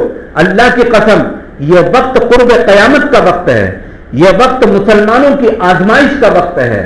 اللہ کی طرف سے جو ایمان والوں کے اوپر حالات ہیں یہ امتحان کے حالات ہیں، یہ چھوٹے چھوٹے جو عذابات اللہ کی طرف سے آ رہے ہیں، کبھی مسلمان بچیوں کے عصمتوں پر ڈاکے پڑ رہے ہیں، کبھی مسلمانوں کو زندہ جلایا جا رہا ہے، کبھی مسلمانوں کو مارا جا رہا ہے، یہ صرف اللہ ہمیں سمجھانے کے لیے چھوٹے چھوٹے جھٹکے دے رہے ہیں۔ فَلَنُذِيقَنَّهُم مِّنَ الْعَذَابِ الْأَدْنَىٰ دُونَ الْعَذَابِ الْأَكْبَرِ، اگر چھوٹے جھٹکوں میں نہیں سمجھو گے تو اللہ کہہ رہے ہیں کہ تمہارے اوپر دردناک عذاب اتار دیا جائے گا۔ پھر وہ وقت ایسا ہوتا ہے کہ آدمی اس وقت روتا ہے، گر گراتا ہے۔ اللہ تبارک و تعالیٰ کہتے ہیں ہم نے تمہیں بہت مہلت دے رکھی تھی، جب کسی جگہ کے لوگ نماز پڑھ سکتے ہوں پھر بھی نماز نہ پڑھیں، جب کسی جگہ کے لوگ روزہ رکھ سکتے ہوں پھر بھی روزہ نہ رکھیں، جب کسی جگہ کے لوگ دعوت و تبلیغ کا کام کر سکتے ہوں اور پھر بھی کام نہ کریں، جب کسی جگہ کے لوگ زکات دے سکتے ہوں اور پھر بھی زکات نہ دیں، اللہ ایسے حالات پیدا کر دیتا ہے کہ یہ نماز پڑھنا چاہتے ہیں، اللہ ایسے حالات پیدا کر سکتا ہے کہ ان کی نماز پڑھنے کو اللہ ان کی اجازت نہیں دیتا۔ یہ روزہ رکھنا چاہتے ہیں۔ اسپین اور سمرقند یہ دو شہر ایک وقت میں ایسے تھے، مدینہ دین ایک جگہ ہجرت، دین ایک جگہ نہیں رکتا، دین پہلے کہاں ہے؟ مکہ مکرمہ کے اندر میں آیا۔ اللہ کے نبی صلی اللہ علیہ وسلم مکے کے اندر میں پیدا ہوئے، مکے میں دین کی محنت شروع ہوئی، لیکن مکے والوں نے اس کی ناقدری کی تو اللہ نے ہجرت کرائی، مدینہ منورہ اللہ کے رسول صلی اللہ علیہ وسلم کو بھیج دیا۔ مدینہ پھر دنیا میں دین کے پھیلنے کا مرکز بنا اور کئی سال تک مدینہ منورہ مرکز رہا دین کے پھیلنے کا، لیکن جب واقعہ کربلا ہوا، حسن حسین کی شہادت ہوئی، اس کے بعد حضرت عثمان کی شہادت ہوئی، حضرت علی کی شہادت ہوئی، یہ جب شہادتیں ہوئی تو دین وہاں سے ہجرت کر کے اسپین چلا گیا۔ کہاں گیا؟ اسپین۔ اسپین کسی زمانے میں ایسا تھا کہ ہزاروں کی تعداد میں مسجدیں تھیں، ہزاروں کی تعداد میں مسجدیں تھیں، ایک ایک وقت میں مسجد میں 50-50 ہزار بچے مکتب پڑھا کرتے تھے۔ کتنی؟ 50-50 ہزار بچے مکتب پڑھا۔ لیکن آہستہ آہستہ وہاں کے لوگوں کی زندگیوں کے اندر میں دین کی ناقدری آئی، دین کی ناقدری آئی۔ اللہ نے ایسے حالات لائے کہ آج اسپین کے اندر میں مسجدیں ٹینس کلب اور شراب کے کلب بنی ہوئی ہے۔ وہاں داڑھی رکھنا گناہ ہو گیا، کپڑے پہننا سنت گناہ ہو گیا، یہاں تک کہ کسی کے گھر میں قرآن اگر ملتا تو اس قرآن کے ملنے کے اوپر اس کو سزا دی جاتی۔ کبھی اپنی تاریخ بھی پڑھا کرو۔ وہاں سے دین ہجرت کر کے سمرقند اور بخارا گیا۔ سمرقند اور بخارا کئی سالوں تک دین کے مرکز رہے۔ امام بخاری وہاں پیدا ہوئے، جتنے بڑے بڑے اللہ والے ہیں، امام ابو حنیفہ ہیں، یہ تمام کے تمام اللہ والے وہاں سے دین کو لے کر کے پوری دنیا کے اندر میں چلتے رہے۔ وہاں لوگوں کے اندر میں ناقدری ہوئی، وہاں سے دین ہجرت کر کے نکل گیا۔ اللہ کی قسم، اللہ نے اس ملک کی زمین کو وہ شرف دیا کہ 100 سال پہلے، 120-130 سال پہلے اللہ نے یہاں سے دین کے ایسے لوگ پیدا کیے، مولانا قاسم صاحب نانوتوی، مولانا حسین احمد مدنی، مولانا شبیر احمد عثمانی، مولانا علی میاں ندوی، مولانا الیاس صاحب رحمۃ اللہ علیہ، حضرت شیخ زکریا صاحب رحمۃ اللہ علیہ، ایسے بڑے بڑے اللہ والے پیدا ہوئے کہ ان کے ذریعے سے اللہ نے پھر پورے دنیا کے اندر میں دین کو زندہ کیا، پورے دنیا میں دین زندہ ہوا۔ کہاں سے پیدا ہوئے؟ اس ملک سے پیدا ہوئے، جن کی راتیں پوری پوری رونے اور گڑ گڑانے کے اندر میں گزر، اس امت کے لیے، سارے عالم کے لیے رونا، گڑ گڑانا، اللہ کے سامنے آوازاری کرنا۔ آج 100 سال کے بعد ہر جگہ ہر ایک مرتبہ دین کی تجدید اللہ ہر 100 سال کے بعد کرتا ہے، دین کی تجدید ہر 100 سال کے بعد اللہ تبارک تعالیٰ کرتا ہے۔ یہ وقت اکثر نوجوان ہو، مجھے نظر آ رہے ہو، وہ بھی جو باہر پورا مجمع ہے، وہ بھی یہ بات سن لو کہ اب 100 سال مولانا الیاس صاحب رحمۃ اللہ علیہ کی محنت تو ہو گئے، اب فتنے فساد اور انتشار کا زمانہ شروع ہے۔ جس نے اس وقت میں اپنے ایمان کی حفاظت کی، اللہ کی قسم اللہ اس کی دنیا آخرت میں حفاظت کرے گا۔ جو اس کو اپنے دماغ میں بغیر لیے کہ اس کی حفاظت نہیں کرے گا، اس دنیا کے اندر میں اللہ ہی اس کا محافظ ہے اور آخرت میں تو اللہ اس کی حفاظت کرے گا۔ اس وقت ملک کے حالات ایسے ہیں کہ کئی جگہ کے اوپر مسلمانوں کے لیے اذان بند، ان کی نماز کے اوپر پابندی آ رہی ہے، ان کے کھانے کے اوپر پابندی آ رہی ہے، مسلمان بچیوں کا اپنے گھروں کے اندر سے باہر نکلنا دشوار ہو چکا ہے۔ پھر بھی اللہ کا شکر مناؤ، اللہ نے ایسے علاقے میں ہم کو پیدا کیا ہے کہ یہاں ابھی وہ نفرتوں کی آگ پوری طور پر پھیلی ہوئی نہیں ہے۔ میگھالیہ بولو، آسام بولو، اور بھی بہت سارے ایسے اسٹیٹ ہیں، اوڈیشہ ہے، ایسی جگہ ہیں جہاں پر اپنے آپ کو مسلمان ظاہر کرنا اس وقت میں مصیبت بن چکا ہے۔ اللہ نے ابھی بھی مہلت دی ہے، اگر ہم مسجد والے نہیں بنے، دین کی طرف اگر ہماری رغبت نہ ہوئی اور ہم اللہ تبارک و تعالیٰ کی طرف متوجہ نہ ہوئے تو باطل تو پوری تیاری کے ساتھ میں اس وقت میدان میں کود چکا ہے اور مسلمان غفلت کی نیند سو رہا ہے. جن RSS اور جن لوگوں کے نام سے ہم بوم مار رہے ہیں وہ 4 بجے کے بعد اپنے بستر پر نہیں رہتے. وہ 4 بجے آج 100 سال سے 70 سال سے 100 سال سے اس سنگٹھن کو بنے ہوئے ہو گئے. وہ 100 سال سے ان کے جتنے لوگ ہیں وہ 4 بجے کے بعد بستر سے اٹھتے ہیں اور ایکسرسائز کرتے ہیں, تیاری کرتے ہیں اور پورا دن اپنے کاروبار کے اندر میں لگاتے ہیں. اور یہ غافل قوم صبح 10 بجے تک بستر کے اندر میں پڑی ہوئی رہتی ہے. جو قوم سونے میں اپنا وقت گزارے, اللہ کی قسم اللہ کی مدد اس کے ساتھ میں نہیں. ہمارے نوجوان ان کی گلیوں کے اندر میں جا کر کے صبح میں دیکھو, وہ صبح اٹھ کر کے باہر نکلتے ہیں. مسلمان کی گلیوں میں 10 بجے جا کر کے دیکھو, ایسا لگتا ہے جیسے کتا سونگ گیا, کتا مر گیا ہو, اور کوئی اس گلی کے اندر میں اٹھا ہوا نظر نہیں, نہ بچے نہ عورتیں نہ نوجوان. فجر کے بعد کئی مرتبہ اشراق کے بعد مسلمان محلوں کے اندر میں گشت لگاؤ اور گھوم کر کے دیکھو نوجوان پورے بستروں کے اندر میں پڑے ہوئے ہیں. کہاں سے ہماری دعائیں قبول ہوں گی, کہاں سے اللہ تبارک تعالیٰ کی مددیں آئیں گی, اور کیسے اللہ تبارک تعالیٰ اس قوم کی حفاظت کرے گا. صرف بڑی رات میں آنا اور بیٹھ کر کے بیان سننا اور صبح سب بھلا دیا, اور رمضان آیا تو روزے رکھے, چاند رات آئی تو پورے شیطانی ماحول کے اندر میں گرفتار ہو گئے. ایسی قوم کے ساتھ اللہ کی مدد کیسے آئے گی؟ کیسے ان مسلمانوں کی اللہ تبارک تعالیٰ کے ساتھ مدد آئے گی؟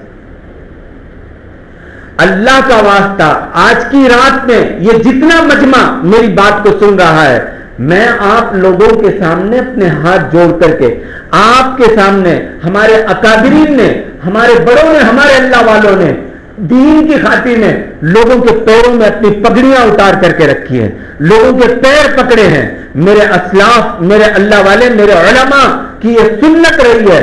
اس سنت کے تحت میں آپ لوگوں کو کہتا ہوں کہ آپ کے پیر پکڑ کر کے آپ سے درخواست کرتا ہوں کہ یہ وقت عیاشی کا نہیں ہے, یہ وقت نیٹ کے اوپر اپنے اوقات برباد کرنے کا نہیں ہے, یہ وقت نیٹ کے اوپر پکچر دیکھ کر کے اور گانے سن کر کے ٹک ٹاک دیکھنے کا وقت نہیں ہے. اب بھی اگر نہیں جائیں گے تو یاد رکھنا غسل دینے کے لیے اور کفن دینے کے لیے دوسرے ملکوں سے لوگ آئیں گے. ایسی حالت ہوگی جو برما کی حالت ہوئی ہے, جو برما کی حالت ہوئی ہے وہ حالات اس ملک کے اندر میں پیدا ہوں گے. ابھی بھی وقت ہے, ساری دنیا کی طاقت مل کر کے ہمارا بال بھی بیکا نہیں کر سکتی. ولا تہنوا ولا تحزنوا وانتم الاعلون ان کنتم مؤمنین. اللہ کا قرآن میں صاف اعلان ہے, تم گھبراؤ مت, غم مت کرو, دکھی مت ہو, تم کو کوئی کچھ نہیں کر سکتا. وَلِلَّهِ الْعِزَّةُ وَلِرَسُولِهِ وَلِلْمُؤْمِنِينَ. عزت اللہ کے گھر سے چلتی ہے, حضور کے راستے سے آتی ہے اور مسلمانوں کو ملتی ہے. وَأَنْتُمُ الْعَالَوْنَ إِن كُنتُم مُؤْمِنِينَ. حکومتیں تمہارے لیے ہیں, مسلمانوں کے لیے اللہ نے حکومت بنائی ہوئی ہے. پوری دنیا کی بادشاہت مسلمانوں کے لیے ہے, یہ تمہیں مل سکتی ہے. وَأَنْتُمُ الْعَالَوْنَ إِن كُنتُم مُؤْمِنِينَ. لیکن تم اپنا پہلے ایمان تو بناؤ. ایمان کے اعتبار سے کھوکھلے ہو چکے ہو اور اللہ سے مدد مانگتے ہو تو اللہ کیسے مدد اتارے گا؟ اللہ کیسے مدد اتارے گا؟ شب برات ہے, اللہ سے طے کروا لو کہ اللہ غفلت کی زندگی سے توبہ ہے, اب نماز نہیں چھوڑوں گا, اب روزانہ تھوڑا سا دیر تو اللہ تیرا ذکر کروں گا, تیری عبادت کروں گا. اللہ آج سے روزانہ تھوڑی دیر تو قرآن کے لیے وقت دوں گا. احساس پیدا ہو جائے آدمی کے اندر میں. ہمارے پروفیسر نادر علی صاحب دلی مرکز کے اندر میں بہت بڑے اللہ والے گزرے ہیں, 70 سال کی عمر ہو گئی, احساس ہوا کہ قرآن یاد کرنا شروع کروں. 73 برس کی عمر میں قرآن کے حافظ بن گئے. 73 برس کی عمر میں قرآن کے حافظ بن گئے. نوجوان بچے ہو, روزانہ ایک قرآن کی آیت یاد کرو, قرآن سے محبت کرو. کسی نے اگر قرآن جلا دیا, اتنا غصہ آتا ہے کہ روڈ کے اوپر نعرے لگاتے ہوئے نکلتے ہیں, اور گھر میں ایک سال قرآن کوئی نہیں کھول رہا تو کیا وہ قرآن بد دعا نہیں دے رہا ہوگا؟ کیسا مسلمان ہے؟ گھر میں تاک میں سجا کر کے رکھا ہوا ہے. ہم اللہ کی طرف سے مار کھا رہے ہیں, دنیا کی کوئی طاقت ہمیں مار نہیں سکتی, کوئی طاقت نہیں مار سکتی. تو نوجوانوں, تمہارے پیر پکڑ کر کے, تمہارے آگے ہاتھ جوڑ کر کے تم سے منت سماجت یہ ہے کہ دعوت کے کام کو اپنے زندگی کا مقصد بناؤ, دین کی محنتوں کے اندر میں لگو, تھوڑا سا وقت اپنے مسجد کے علماء کے پاس بیٹھو, مسجد کے علماء سے محبت کرو. اللہ کی قسم صرف یہ مسجد کے امام اور علماء سے اور دیندار لوگوں سے محبت تمہیں دنیا و آخرت کے اندر میں کامیاب کر دے گی. حسد اور بغض نیک لوگوں کے لیے اور اللہ والوں کے لیے دنیا برباد ہو جاتی ہے, آخرت برباد ہو جاتی ہے, آخرت برباد ہو جاتی ہے. باطل کا سب سے پہلا پلان, ہمارے خلاف جتنی قومیں ہیں ان کا سب سے پہلا پلان کیا ہے معلوم ہے؟ سب سے پہلا پلان یہ ہے کہ عوام کو علماء سے دور کرو. عوام کو علماء سے دور کرو. دور کرنے کے لیے کیا سازش رچی انہوں نے؟ یہ جو موبائل ہے, اس موبائل کے اوپر 5 لاکھ ویب سائٹ اسلامک ہے. کتنی؟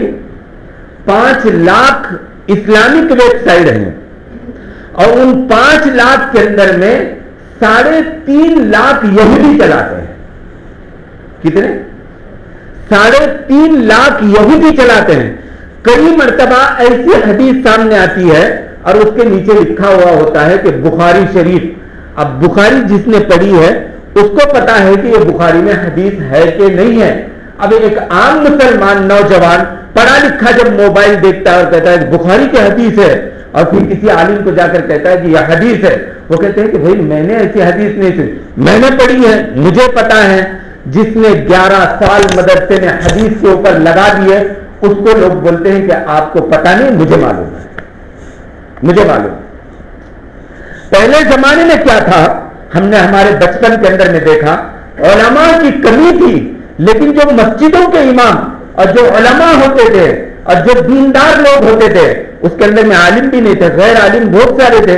ہمارے شہر کے اندر میں اس قبرستان کے اندر میں ایک اللہ والا ایسا دفن ہے جہاں تم لوگ بیٹھے ہوئے ہو. اللہ تبارک و تعالیٰ نے حضرت شیخ احمد صاحب صدیقی رحمۃ اللہ علیہ, جن کا جلال شاہی مسجد کے اندر میں مزار ہے, ہمارے خاندان کے بہت بڑے بزرگ, ان کے مریدین تھے سالک صاحب حضرت. ان کا انتقال ہوا, ان کو اس قبرستان کے اندر یہاں ان کی قبر ہے. میں نے بہت تحقیق کے بعد ان کی قبر معلوم کی تھی کہ کہاں قبر ہے ان کی. اتنے بڑے اللہ والے تھے, عالم نہیں تھے, حافظ نہیں تھے, لیکن اللہ والوں کی صحبت اور اپنے آپ کو محتاج سمجھ کر کے ان کے سامنے پیش کر کے اپنے آپ کو ایسا بنایا کہ یہاں دعا کے لیے ہاتھ اٹھایا اور آسمان سے اللہ تبارک تعالیٰ فیصلے کیا کرتا. ہمارے محبوب صاحب حضرت کر کے حضرت مولانا حضرت عثمان صاحب کے والد صاحب پتہ نہیں, ان کے بارے میں نے بزرگوں سے سنا, میں نے تو ان کو دیکھا نہیں, لیکن جو ان کے زمانے کے لوگ ہیں وہ بتاتے ہیں کہ ہم نے ہماری آنکھوں سے دیکھا ہے کہ وہ ایسا قحط پڑا اور سوکھا پڑا, اور وہ جا کر عیدگاہ کے اوپر جب انہوں نے ہاتھ اٹھائے اور جب دعا مانگی تو جاتے ہوئے تیز دھوپ تھی, واپس آتے ہوئے پورا مجمع بھیگ کر کے آیا اور پورے علاقے کے اندر میں بارش آ گئی. تو ایسے جو نیک لوگ تھے ان کے پاس بیٹھ کر کے لوگ اپنے آپ کو بنا دیا کرتے تھے. ایک بات بیچ میں آپ کو بتاتا ہوں, حضرت امیر معاویہ رضی اللہ تعالیٰ عنہ کے پاس ایک شخص آیا. حضرت امیر معاویہ کون ہے؟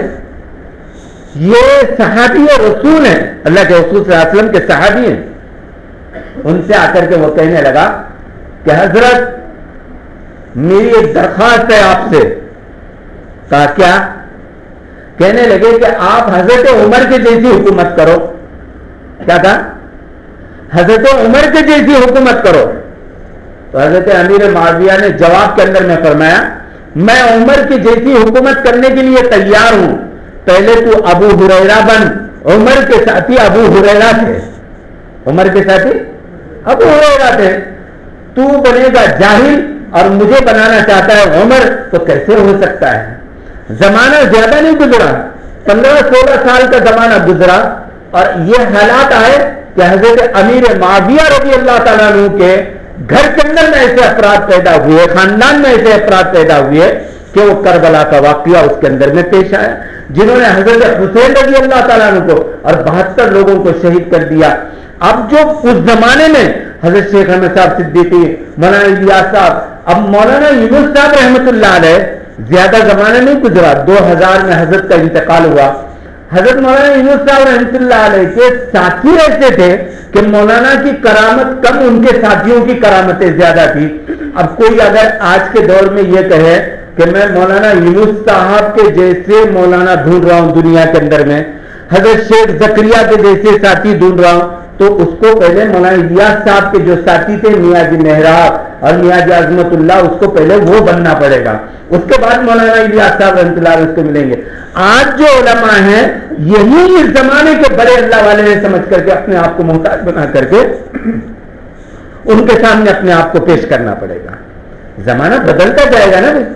حدیث کے اندر میں آتا ہے قیامت سے پہلے ایک ایسا زمانہ آئے گا کہ ایک عورت اور ایک آدمی راستے کے اوپر بدکاری کر رہے ہوں گے، اور یہاں تک کہ اگلی بات یہ ہے کہ وہ زنا کرنے والے کوئی اور نہیں، سگے بھائی بہن ہوں گے۔ زنا کرنے والے کوئی اور نہیں، سگے بھائی بہن ہوں گے۔ لیکن ایسے فتنہ فساد کا دور ہوگا کہ ایک شخص وہاں سے گزرتے ہوئے جب ان کو دیکھے گا تو کہے گا ارے یار بھائی تھوڑا ہٹ کر کے کرو، بس اتنا کہنے والا اس زمانے کا سب سے بڑا ولی ہوگا، اس زمانے کا سب سے بڑا ولی ہوگا۔ نیٹ صرف تمہارے لیے نہیں ہے، نیٹ علماء بھی یوز کر رہے ہیں، نیٹ مسجد کا امام بھی یوز کر رہا ہے، نیٹ جماعت کے ساتھی بھی یوز کر رہے ہیں، تو سب کے لیے ماحول خراب ہوا ہے۔ اب اس خراب ماحول میں بھی 5 وقت جو اس وقت میں جماعت کے ساتھ نماز پڑھ رہا ہے ہمارے آج کے دور کے اکابرین اللہ والے کہہ رہے ہیں وہ آج کے زمانے کا سب سے بڑا ولی ہے، اسی کی صحبت میں رہو، اللہ تمہاری دنیا و آخرت بنا دے گا، اللہ دنیا و آخرت بنا دے گا۔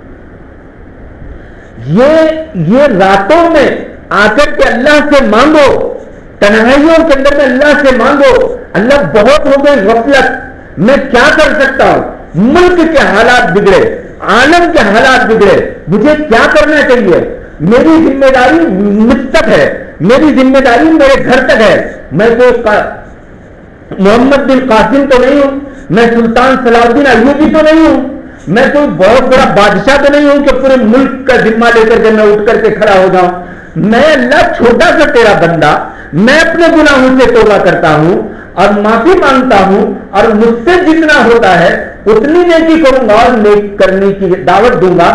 اس عمل کو اللہ پسند کر کے پوری دنیا کے حالات کو بدل سکتا ہے، یاد رکھو میری بات۔ اللہ بس انتظار میں ہے، زمین اس وقت میں تھک چکی ہے مسلمانوں کا ظلم دیکھتے دیکھتے، مسلمانوں کا ظلم دیکھتے دیکھتے زمین تھک چکی ہے۔ برما کے حالات تم نے نیٹ پر دیکھے ہوں گے، لیکن برما کے حالات پیدا ہوئے کب؟ 2013-14 کے اندر میں، اور 1974 کے اندر میں 35 سال پہلے حضرت علی میاں ندوی نے یہی بات برما کے اندر میں بیان میں کہی تھی۔ مولانا الیاس صاحب رحمۃ اللہ علیہ نے جماعت بنائی اور علی میاں ندوی اس جماعت کے ذمہ دار تھے، وہ جماعت وہاں برما میں گئی، کبھی یوٹیوب کھولو تو اس کے اوپر بیان ڈالو، برما علی میاں ندوی کا بیان، آپ کو آج بھی وہ بیان سننے ملے گا۔ حضرت نے 35 سال پہلے اور 50 سال پہلے وہاں کے لوگوں کو کہا تھا کہ دیکھو اگر تم نے دین کو نہیں اپنایا، اگر تم نے دعوت و تبلیغ کا کام نہیں کیا، اگر تم دین کے اوپر زندگیاں نہیں گزارو گے تو ایک وقت میری آنکھ دیکھ رہی ہے وہ آئے گا کہ تمہاری لاشیں پڑی رہے گی، دفن کرنے والا کوئی نہیں ملے گا۔ لوگوں نے کان دھیان نہیں دیا، لوگوں کا تو حال ہے نا، بولتے رہتے ہیں، چلتے رہتے ہیں، اپنی زندگی گزارتے رہنے کا۔ بس وہ ہوا ایک ایک قبر کے اندر میں 500 لاشیں ایسی جلا کر کے ڈال دی گئی، انہیں غسل نصیب نہیں ہوا، انہیں کفن نصیب نہیں ہوا۔ اللہ کی قسم اس وقت کے جتنے اللہ والے ہیں ان کے سینوں میں آگ لگی ہوئی ہے کہ امت کو کیسے سنبھالیں، دشمن تو پوری تیاری کر رہا ہے اور ہماری قوم تو غفلت کی نیند سو رہی ہے، غفلت کی نیند سو رہی ہے۔ بچیوں کے تعلیم کے اوپر ڈاکے گر رہے ہیں، ہمارے بچوں کی تعلیم ابھی تو کچھ پتہ نہیں ہے، میکینک اپنے میکینک میں، کپڑے کی دکان والا کپڑے کی دکان میں، فلاٹنگ والا فلاٹنگ کے اندر میں، سب اپنی اپنی دنیا میں مست ہیں۔ تمہارے بچوں کے ساتھ کیا ہو رہا ہے یہ تمہیں پتہ نہیں ہے۔ آئندہ جو سلیبس بچوں کو پڑھا جائے گا اس کی کتابیں ان لوگوں نے تیار کی ہوئی ہیں، اس کے اندر میں وہ جو تعلیم دینے والے ہیں، ہماری آنے والے نسل کی ایمان کی کوئی گارنٹی نہیں، ایسی تعلیم انہوں نے تیار کی اور وہ کمپلسری کر رہے ہیں۔ اتنی تیاریاں ہو رہی ہیں اور ہمیں ہمارے ہاتھ میں موبائل دے کر کے ہمیں غفلت کی نیند سلا دیا گیا ہے، غفلت کی نیند سلا دیا۔ میرے پیاروں، اللہ کا واسطہ اپنی زندگیوں کو بدلو. میرا کام بولنا، آپ کا کام سن کر کے چھوڑنا نہیں ہے، کہنا، سننا، اور اس کے اوپر کچھ درجے تو عمل کرو، کچھ درجے تو عمل کرو. میں بولوں تو بہت بڑی بات ہو جائے گی. میں تو یہ سمجھ رہا ہوں آج کل اس شہر کے اندر میں بیان کرنا، رات رات بھر مطالعہ کرنا، کتابیں دیکھنا، پھر یہاں آنے سے پہلے اللہ سے مانگنا، صدقہ دینا. اللہ میرے کہنے کی طاقت نہیں ہے، صلاحیت نہیں ہے. اللہ آپ بلانے والے ہیں. اللہ مجمع کو ہدایت دے دیجئے. رونا، گڑ گڑانا، کتابوں سے ڈھونڈ ڈھونڈ کر کے معتبر باتیں نکالنا اس شہر کے اندر میں ایسا ہو چکا ہے جیسے قبرستان والوں کے سامنے بیان کرنا. قبرستان میں جا کر کے بیان کرو اور نکل جاؤ. کس کو کیا پڑنے والا ہے؟ مردوں کے اوپر کیا گزرے گی؟ نوجوانوں کے آگے ہاتھ جوڑ رہے ہیں، گڑ گڑا رہے ہیں. 25 سال زندگی کے صرف بیان کرتے اور مطالعہ کرتے اور لوگوں کو سمجھاتے سمجھاتے گزر گئے. آخر میں اس سے کچھ نفع لینے کے بجائے لوگوں نے انگلیاں اٹھانا شروع کر دی. یہ سنت ہے، اس پر ہمیں اعتراض نہیں ہے، اس پر اعتراض نہیں ہے. اللہ کے نبی کو چھوڑا نہیں لوگوں نے. ان پر کیسے کیسے جادوگر کے الزامات لگے، زنا کے الزامات لگے ان کے گھر والوں کے اوپر. اما عائشہ ہم سب کی ماں پر زنا کا بہتان باندھا گیا، تو اس سے آگے تو ہم نہیں ہو سکتے نا، اس سے آگے ہم نہیں ہو سکتے. ہمارے اوپر بھی لگیں گے. ہمارے استاد جب ان کو پڑھاتے تھے کہتے تھے بیٹا اب مدرسے سے نکل کر کے جاؤ گے تو یاد رکھنا تیار رہو. کہا کہ حضرت کس چیز کے لیے تیار رہیں؟ نبی کے وارث بنے ہو، سرٹیفکیٹ لیا ہے، سر پر عمامہ باندھا ہے، اب مدرسے سے باہر جا رہے ہو، اب لوگوں سے واسطہ پڑے گا. 11 سال بس اللہ اللہ کیا، قال اللہ قال رسول اللہ کیا، اب مدرسے سے باہر جا رہے ہو تو وراثت میں علم ایک چیز لے کر کے جا رہے ہو. باہر امت تم کو سب چیز دے گی. کہا کہ حضرت کیا چیز دے گی؟ میرے نبی کو لوگوں نے جھوٹا کہا، تم کو بھی لوگ جھوٹا کہیں گے. میرے نبی کو لوگوں نے زانی کہا، تم کو بھی زانی کہا جائے گا. میرے نبی کو لوگوں نے بہتان باندھے، تمہارے اوپر بھی بہتان باندھے. یہ سب ہم کو ملنے والا ہے. اس کی تو ہم پہلے سے تیاری میں ہیں. میں میری بات نہیں کرنا، سارے شہر کے علماء اور سارے شہر کے جو لوگ جو تم کو دین سکھا رہے ہیں ان کو تو عوام دین سیکھے گی اور ان کو جوتے مارے گی. یہ پکی بات ہے، پکی بات ہے، اس پر اعتراض نہیں ہے. ہم کو جوتے مارو، ہم کو برا بھلا کہو، لیکن یوں سمجھو کہ ایک بھکاری اور ایک بھنگی ہمارے سامنے بول کر کے گیا ہے اور اعلان کر کے گیا ہے. اللہ کے واسطے ان باتوں کو اپنی جھولیوں میں لے لو جھولی. آپ ہمارے مٹی کے ہو، ہم آپ کے وطن کے ہیں، آپ کو گمراہ کبھی نہیں کریں گے. ہم آپ سے مانگیں گے تو اللہ تبارک و تعالیٰ سے اس کا اجر لیں گے. آپ سے ہم کو اجر نہیں چاہیے، آپ سے ہم کو انعام نہیں چاہیے. انعام اللہ دے گا. اگر میرا یہاں بیٹھ کر کے تقریر کرنا اور بیان کرنا، اس میں اگر اتنا بھی میرے دل میں یہ خیال آیا کہ اس سے میری شہرت ہو، میری واہ ہو، تم سب تو بخشے جاؤ گے، میں اس عمل کی وجہ سے جہنم میں چلا جاؤں گا. اللہ پکڑ کر کے اٹھا کر کے جہنم میں پھینک کر. اس لیے بولا تھا کہ تیری واہ ہو، اس لیے بولا تھا کہ تیری شہرت ہو. نبیوں کو نہیں چھوڑا لوگوں نے تو علماء کو کیا چھوڑیں گے لوگ؟ اور دیندار لوگوں کو کیا چھوڑیں گے لوگ؟ وہ تو چلتا رہتا. حضرت داؤد علیہ السلام کو قرآن کہتا ہے کہ داؤد علیہ السلام ایسے نبی تھے جب وہ بیان کرتے تھے اور جب وہ تقریر کرتے تھے تو انسان تو چھوڑو پہاڑ جھومنے لگ جاتے تھے. داؤد علیہ السلام کی زبان میں اللہ نے ایسی طاقت رکھی تھی کہ پرندے زبور سننے کے لیے آ کر کے بیٹھا کرتے تھے اور درخت جھومنے لگ جایا کرتے تھے. ہواؤں کے اندر ایک ہلچل مچ جایا کرتی تھی. اتنے بڑے اونچے مقام کا نبی جس کا کل قیامت کے دن اللہ جنتیوں کو کہے گا آؤ جنتیوں سب بیٹھو، میں آج تمہیں سناتا ہوں. کیا سناتا ہوں؟ دنیا میں تم گانے سے بچے تھے نا، آج تم کو میں سناتا ہوں. ایسا سناتا ہوں. کیا سناتا ہوں؟ کہا کہ اے محمد مصطفیٰ صلی اللہ علیہ وسلم آؤ اور قرآن سناؤ. حضور قرآن سنائیں گے. داؤد علیہ السلام کو اللہ کہیں گے آؤ زبور پڑھو. حضرت داؤد کا جنت میں اللہ ایک اعتبار سے زبور سنائے گا، ان کا بیان سنائے گا. وہ جس بستی کے اندر میں رہتے تھے تو لوگ بیان سننے کے لیے باہر سے آتے تھے تو ان کے اڑوس پڑوس کے اور ان کے محلے کے لوگ راستے پر جا کر کے بیٹھا کرتے تھے اور کہا کرتے تھے ارے اس کو کیا آتا ہے, اس کے پاس کیوں جاتا ہے, وہ تو یوں ہے. اتنے بڑے نبی کو لوگوں نے نہیں چھوڑا تو میری اوقات کیا ہے, اور عورتیں کے کون سے عالم کی کیا اوقات ہے. تو لوگ تو بولیں گے, اس کی پرواہ نہیں ہے, لیکن ہماری آپ سے التجا یہ سمجھو میں بھکاری ہوں, بھیک مانگ رہا ہوں آپ سے, اللہ کے لیے اپنی زندگیوں کو بدلو. ہم کو جوتے مارو لیکن اپنی زندگیوں کو بدلو. نماز کے پابند بن جاؤ, علماء کی صحبت میں رہو, دیندار لوگوں کی صحبت میں رہو, دعوت کے کام کے اندر میں لگے رہو. اس وقت ایمان کی حفاظت کا بس وہی ایک ذریعہ ہے, ایمان کی حفاظت کا وہی ایک ذریعہ ہے ایسے کتنے فساد دور کے اندر میں. موبائل کا استعمال کرو, اس سے انکار نہیں ہے. آج کے دور کے ہر انسان کی ضرورت ایک چھوٹا سا مکان اس کی ضرورت کا, ایک سواری اس کی ضرورت کی, اور موبائل اور کاروبار, یہ چار چیزیں آج کے انسان کے سب کی ضرورت ہے, اس سے انکار نہیں ہے. صحابہ بھوکے ہیں اور اتنی بھوک لگی ہوئی ہے کہ بھوک کی وجہ سے بے ہوش گر رہے ہیں اور عرفات کے میدان میں بیٹھے ہوئے ہیں, لیکن وہاں شکار آ رہا ہے.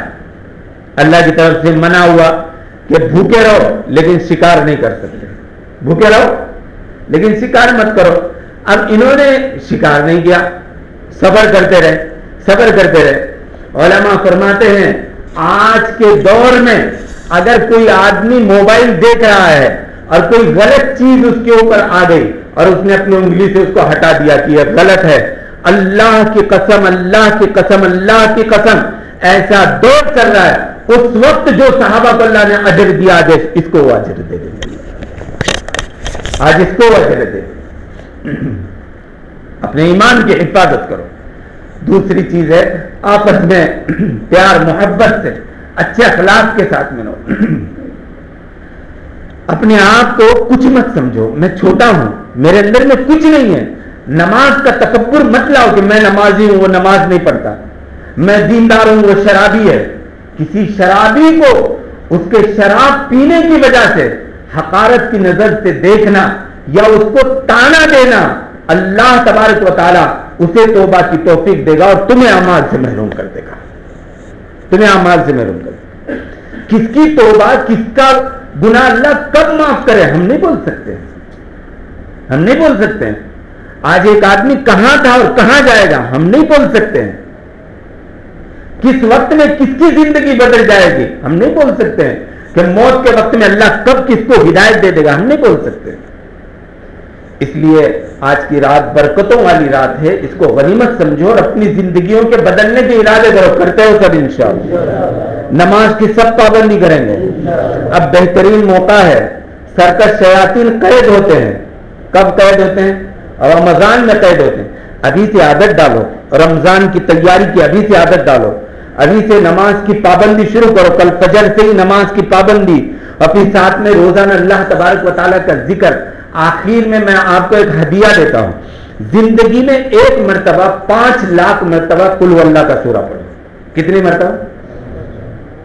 5 لاکھ مرتبہ قل ہو اللہ کا سورہ پڑھو زندگی میں ایک مرتبہ.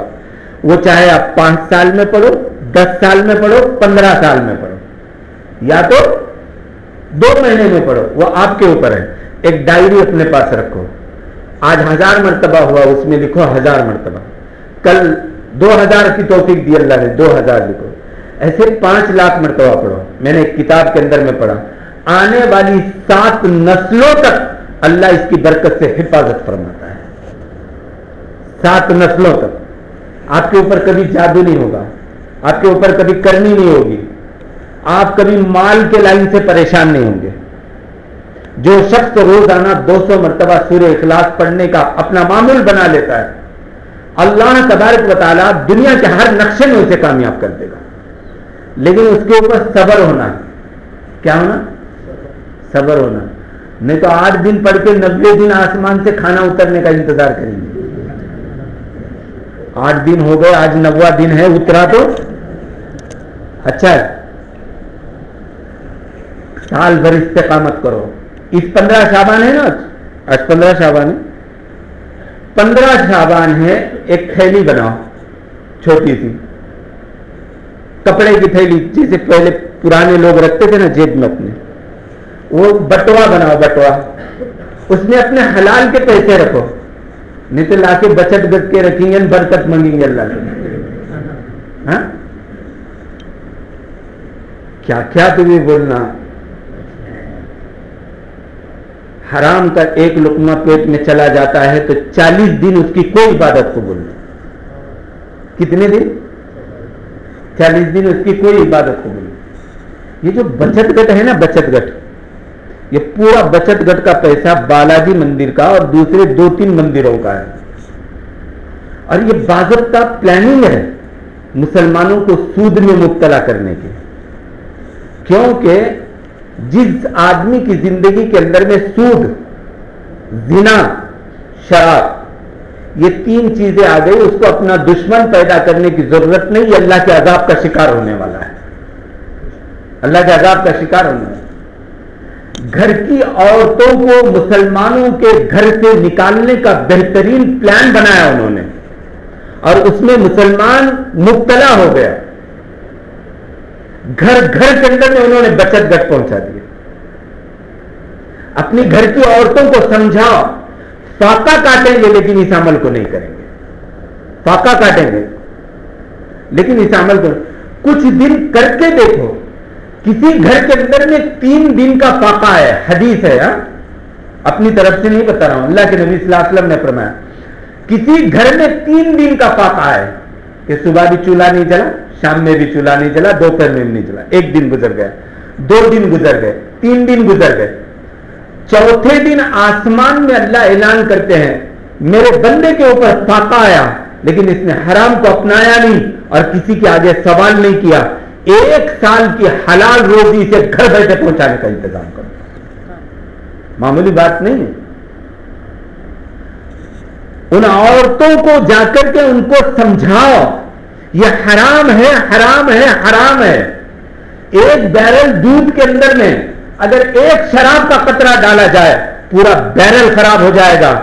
اگر آپ صبح سے شام تک دھوپ میں محنت کر کے 500 روپے کما کر کے لائے ہو اور اس میں بچت گٹ کے 100 روپے ملا دیے، یہ 500 حرام ہو جائے گے. اب جب حرام غذا پیٹ میں جائے گی تو دعاؤں کی قبولیت کہاں سے ہوگی؟ کیسے اللہ تبارک تعالیٰ دعائیں قبول کرے گا؟ حالات آئیں اس پر صبر کرو، اس پر اللہ سے مانگو، گڑ گڑاؤ. جتنا یقین بچت گٹ کے پیسوں پر ہے اتنا ہی یقین نماز پر لاؤ کہ نماز سے میرے مسئلے آ گئے. بہرحال حرام سے بچنا ہے، اللہ اس سے ساری امت کی حفاظت کرنا ہے. آدمی جب پریشان ہوتا ہے تو اس کو سمجھتا نہیں میں کیا کروں، تو وہ اس کے اندر میں مبتلا ہو جاتا ہے. لیکن ایسے حالات میں اللہ کی طرف متوجہ ہو اور اللہ سے مانگو اور اللہ سے کہو کہ اللہ میں امتحان کے قابل نہیں ہوں، میری حفاظت فرما. یہ اللہ سے کہو. ایک تھیلی بناؤ کپڑے کی اور بس 1 سال عمل کرو، آئندہ شب برات میں میرے سے ملو تو تم یہ کہو گے کہ واقعی میں نے اس پر عمل کیا، لیکن 1 دن بھی چھوڑنا نہیں. ایک تھیلی بنا، پھر تم کو بھی لوگ ایسا ہی بولیں گے جیسا مجھے بولتے کہاں سے آتا ہے. تم کو بھی لوگ کیا بولیں گے؟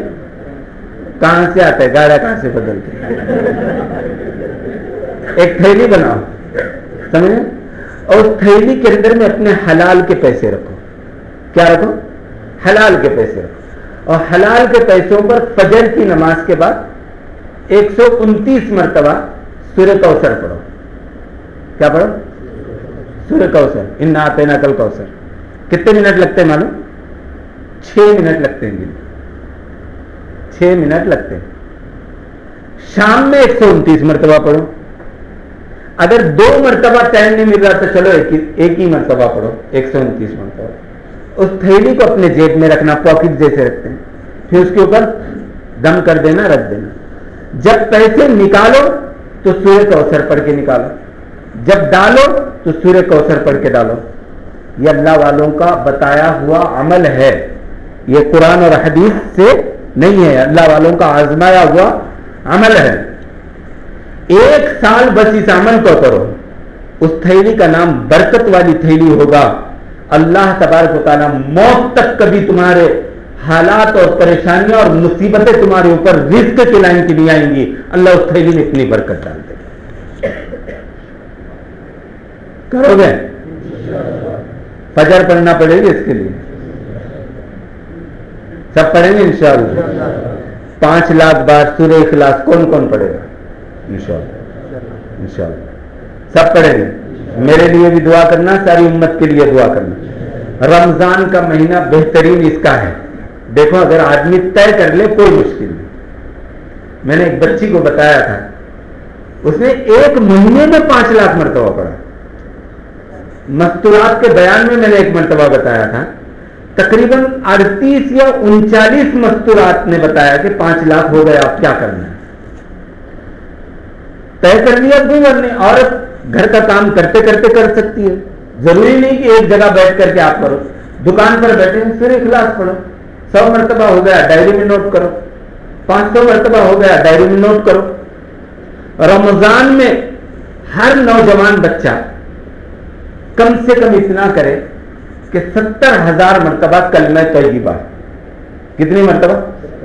70,000 मरतबा कलमा तय्यबा, और दरूद शरीफ 40,000 मरतबा, और अस्तगफार 40,000 मरतबा। दिमाग में नोट करो, इसको दिमाग में नोट करो। 70,000 मरतबा कलमा तय्यबा, 40,000 मरतबा दरूद शरीफ, 40,000 मरतबा अस्तगफार। मुश्किल नहीं है।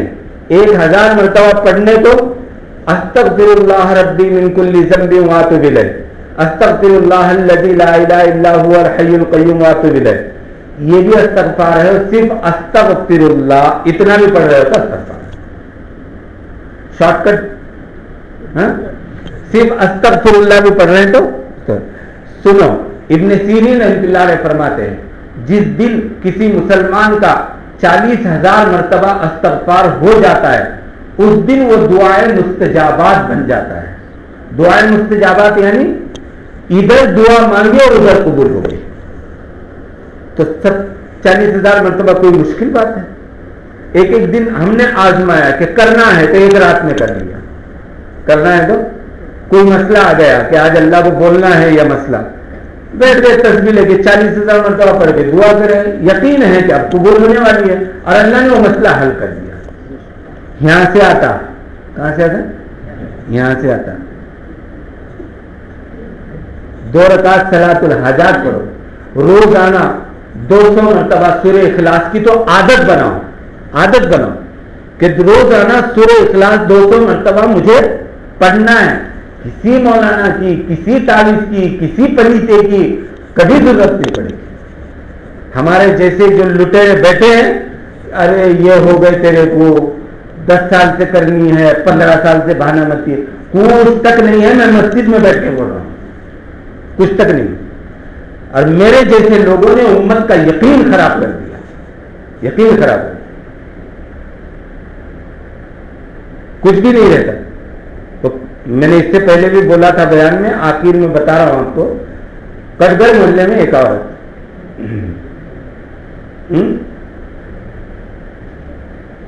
उसके अंग में आया,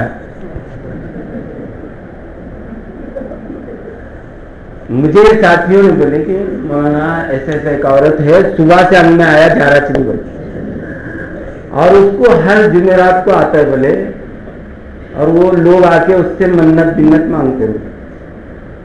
मैं बोला भाई ये पुरानी बात है ना, 2003 की बात है। मैं बोला ये सब अपने को नहीं जमता भाई।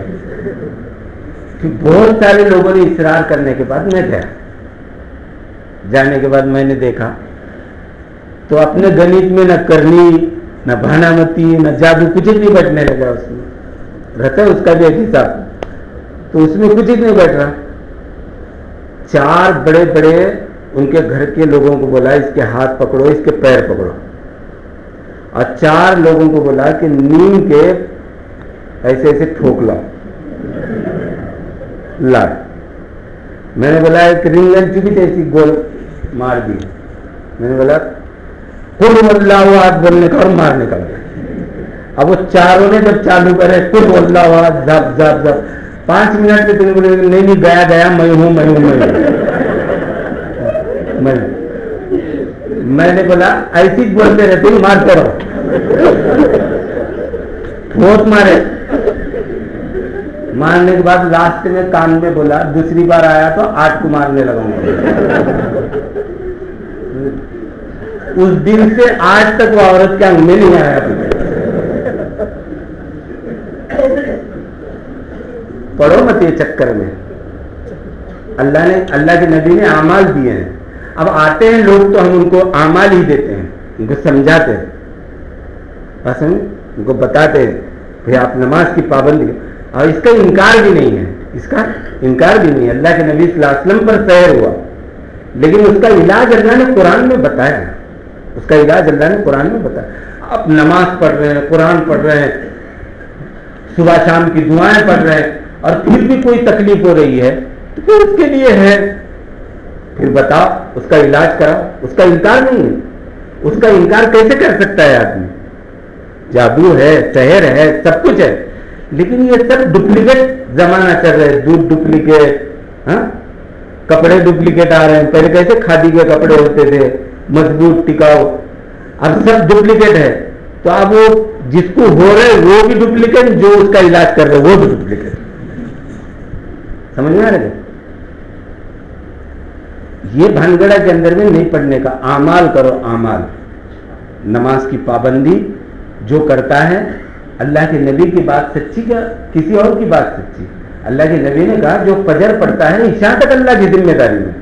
یہ 2 تعویذ حضور نے اپنی امت کو دیے ہیں, فجر اور عشاء پابندی سے پڑھو, دنیا کی کوئی طاقت تمہارا کچھ نہیں بگاڑ. اب وہ نہیں کرتے, اس کو پابندی سے کرو.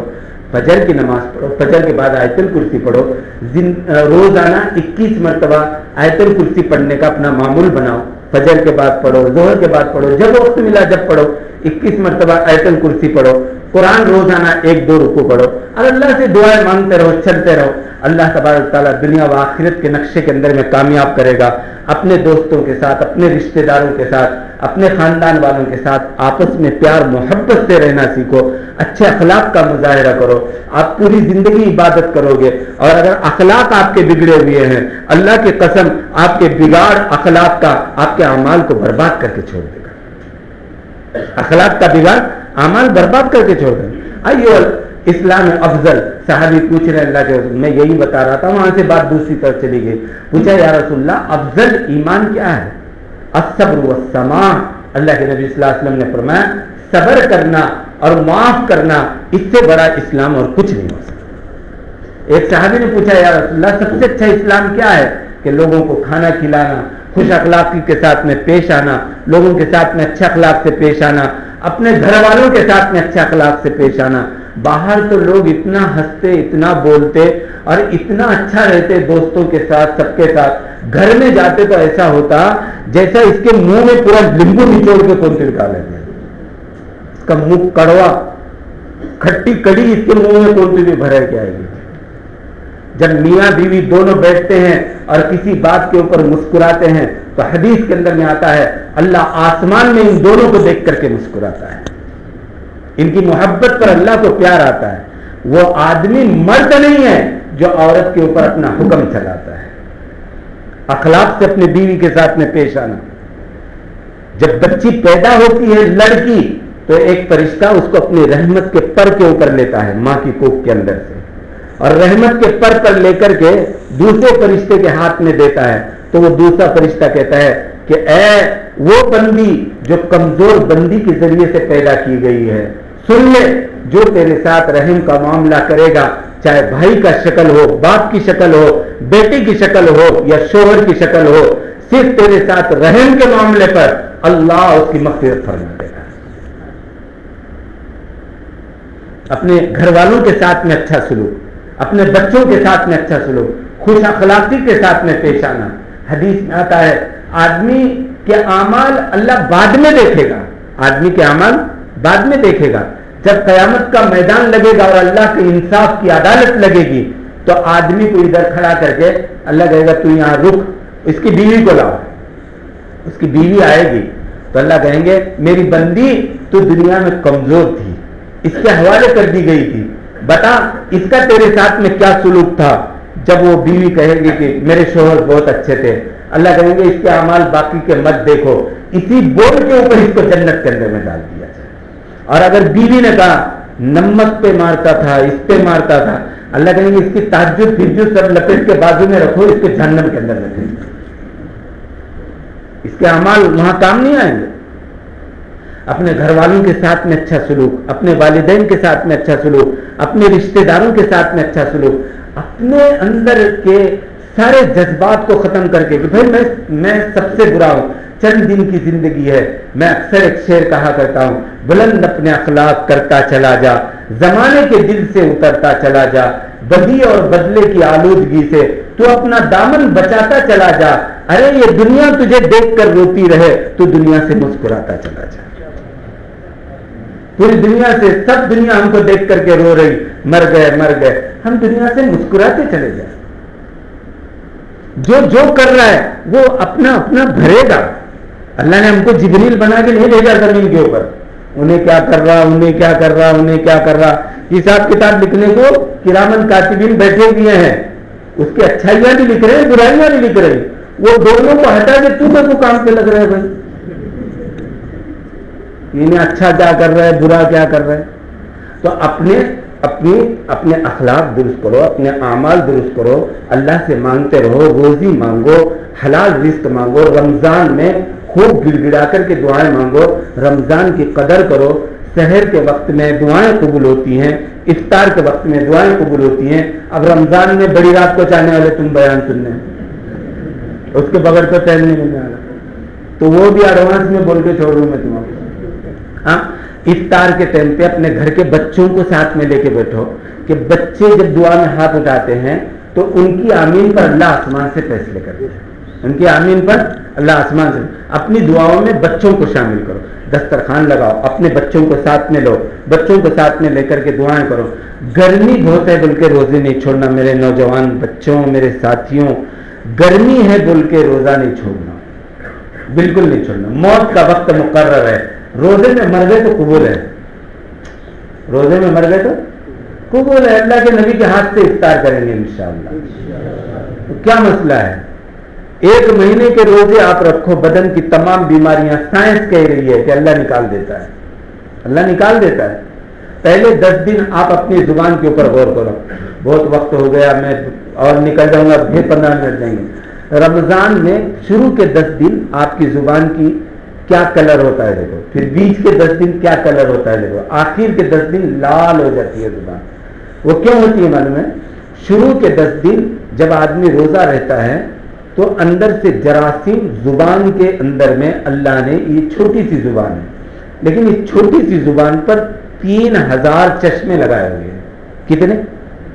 3000 چشمے لگائے. میٹھے پانی کا الگ، کڑوے کا الگ، انگور کا الگ، سیب کا الگ. جو کھاتے اس کا مزہ آتا ہے نہیں. تو وہ چشمے ہیں پورے زبان کے اوپر، تو وہ چشموں کے اندر سے اس کے جراثیم باہر نکلنے کا شروع ہو جاتے ہیں. تو تھوڑی تھوڑی زبان اس کی بلیک ٹائپ میں تھوڑا تھوڑا ایسا نظر آتی ہے. بیچ کے 10 دن میں، یہ سائنس کا ریسرچ ہے، بیچ کے 10 دن میں سفید ہو جاتی ہے، پورے جراثیم وہاں آ جاتے ہیں. آخر کے 10 دن میں وہ پورے بدن سے نکل کر کے چلے جاتے ہیں. بڑی بڑی بیماریوں کا علاج 1 مہینے کا روزہ ہے. جو 1 مہینے کے روزے رکھتا ہے آئندہ سال تک ہر بیماری سے اللہ اس کو محفوظ رکھے گا. تو روزہ مت چھوڑنا. گرمی کے ڈر سے تو بالکل مت چھوڑنا. آسان روزے، کوئی مشکل نہیں، آسان روزے طے کر لو کہ روزہ نہیں چھوڑنا ہے اور ہر حال میں روزہ رکھنا ہے. سحر کے اندر میں، حساب کے اندر میں اپنا جو کھانا ہے اس کی ترتیب بناؤ کہ مجھے سحر میں کیا کھانا ہے. کہ جیسے سحر کے اندر میں آپ کچھ بھی کھاؤ، پہلے 1-2 کھجور رات میں پانی میں بھگا کر کے رکھو، صبح کے دودھ میں رکھو، صبح سحر سے پہلے اس کو پیو.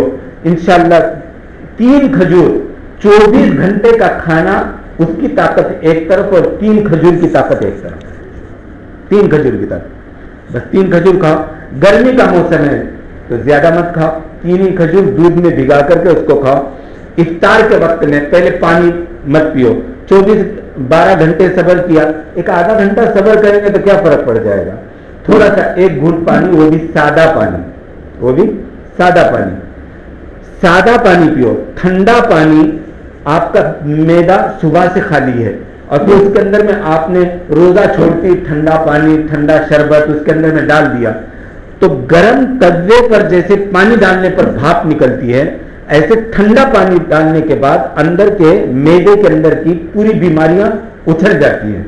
تو ٹھنڈے پانی سے پرہیز کریں, سادہ پانی پئیں, اور پھر اس کے بعد افطار تھوڑا سا, پھر تراویحوں کے بعد کھاؤ یا تو افطار میں کھاؤ, لیکن اس کی ایک لمٹ رکھو. روزے کا مقصد حاصل ہو.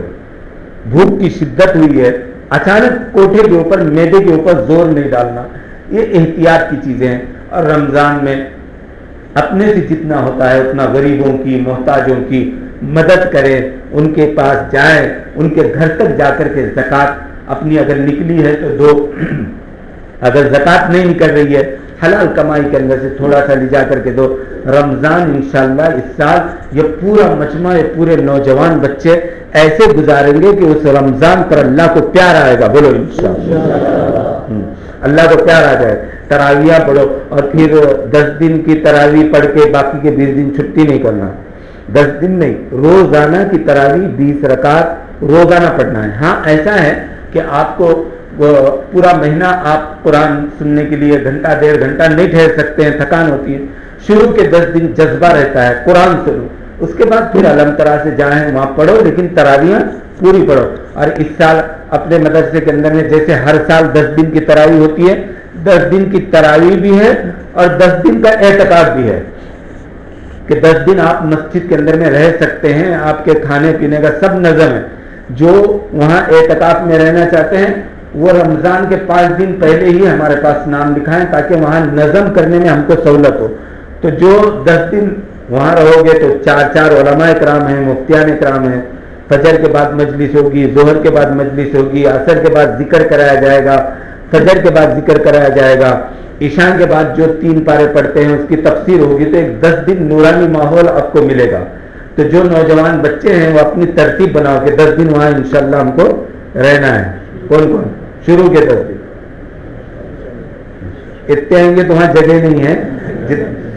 ہمارے پاس 5 دن پہلے نام لکھا, جو جتنی ہماری کیپیسٹی ہے اتنے لوگوں کو وہاں پہ رکھیں گے. باقی تراویحوں کا وہاں 2 مفتی ہیں اور پھر بندہ بھی آپ کی خدمت میں رہے گا انشاءاللہ, تو بڑا نفع ہوگا. ٹھیک ہے, اب لائٹ بند کرو, دعا کرتے ہیں, اللہ سے مانگتے ہیں.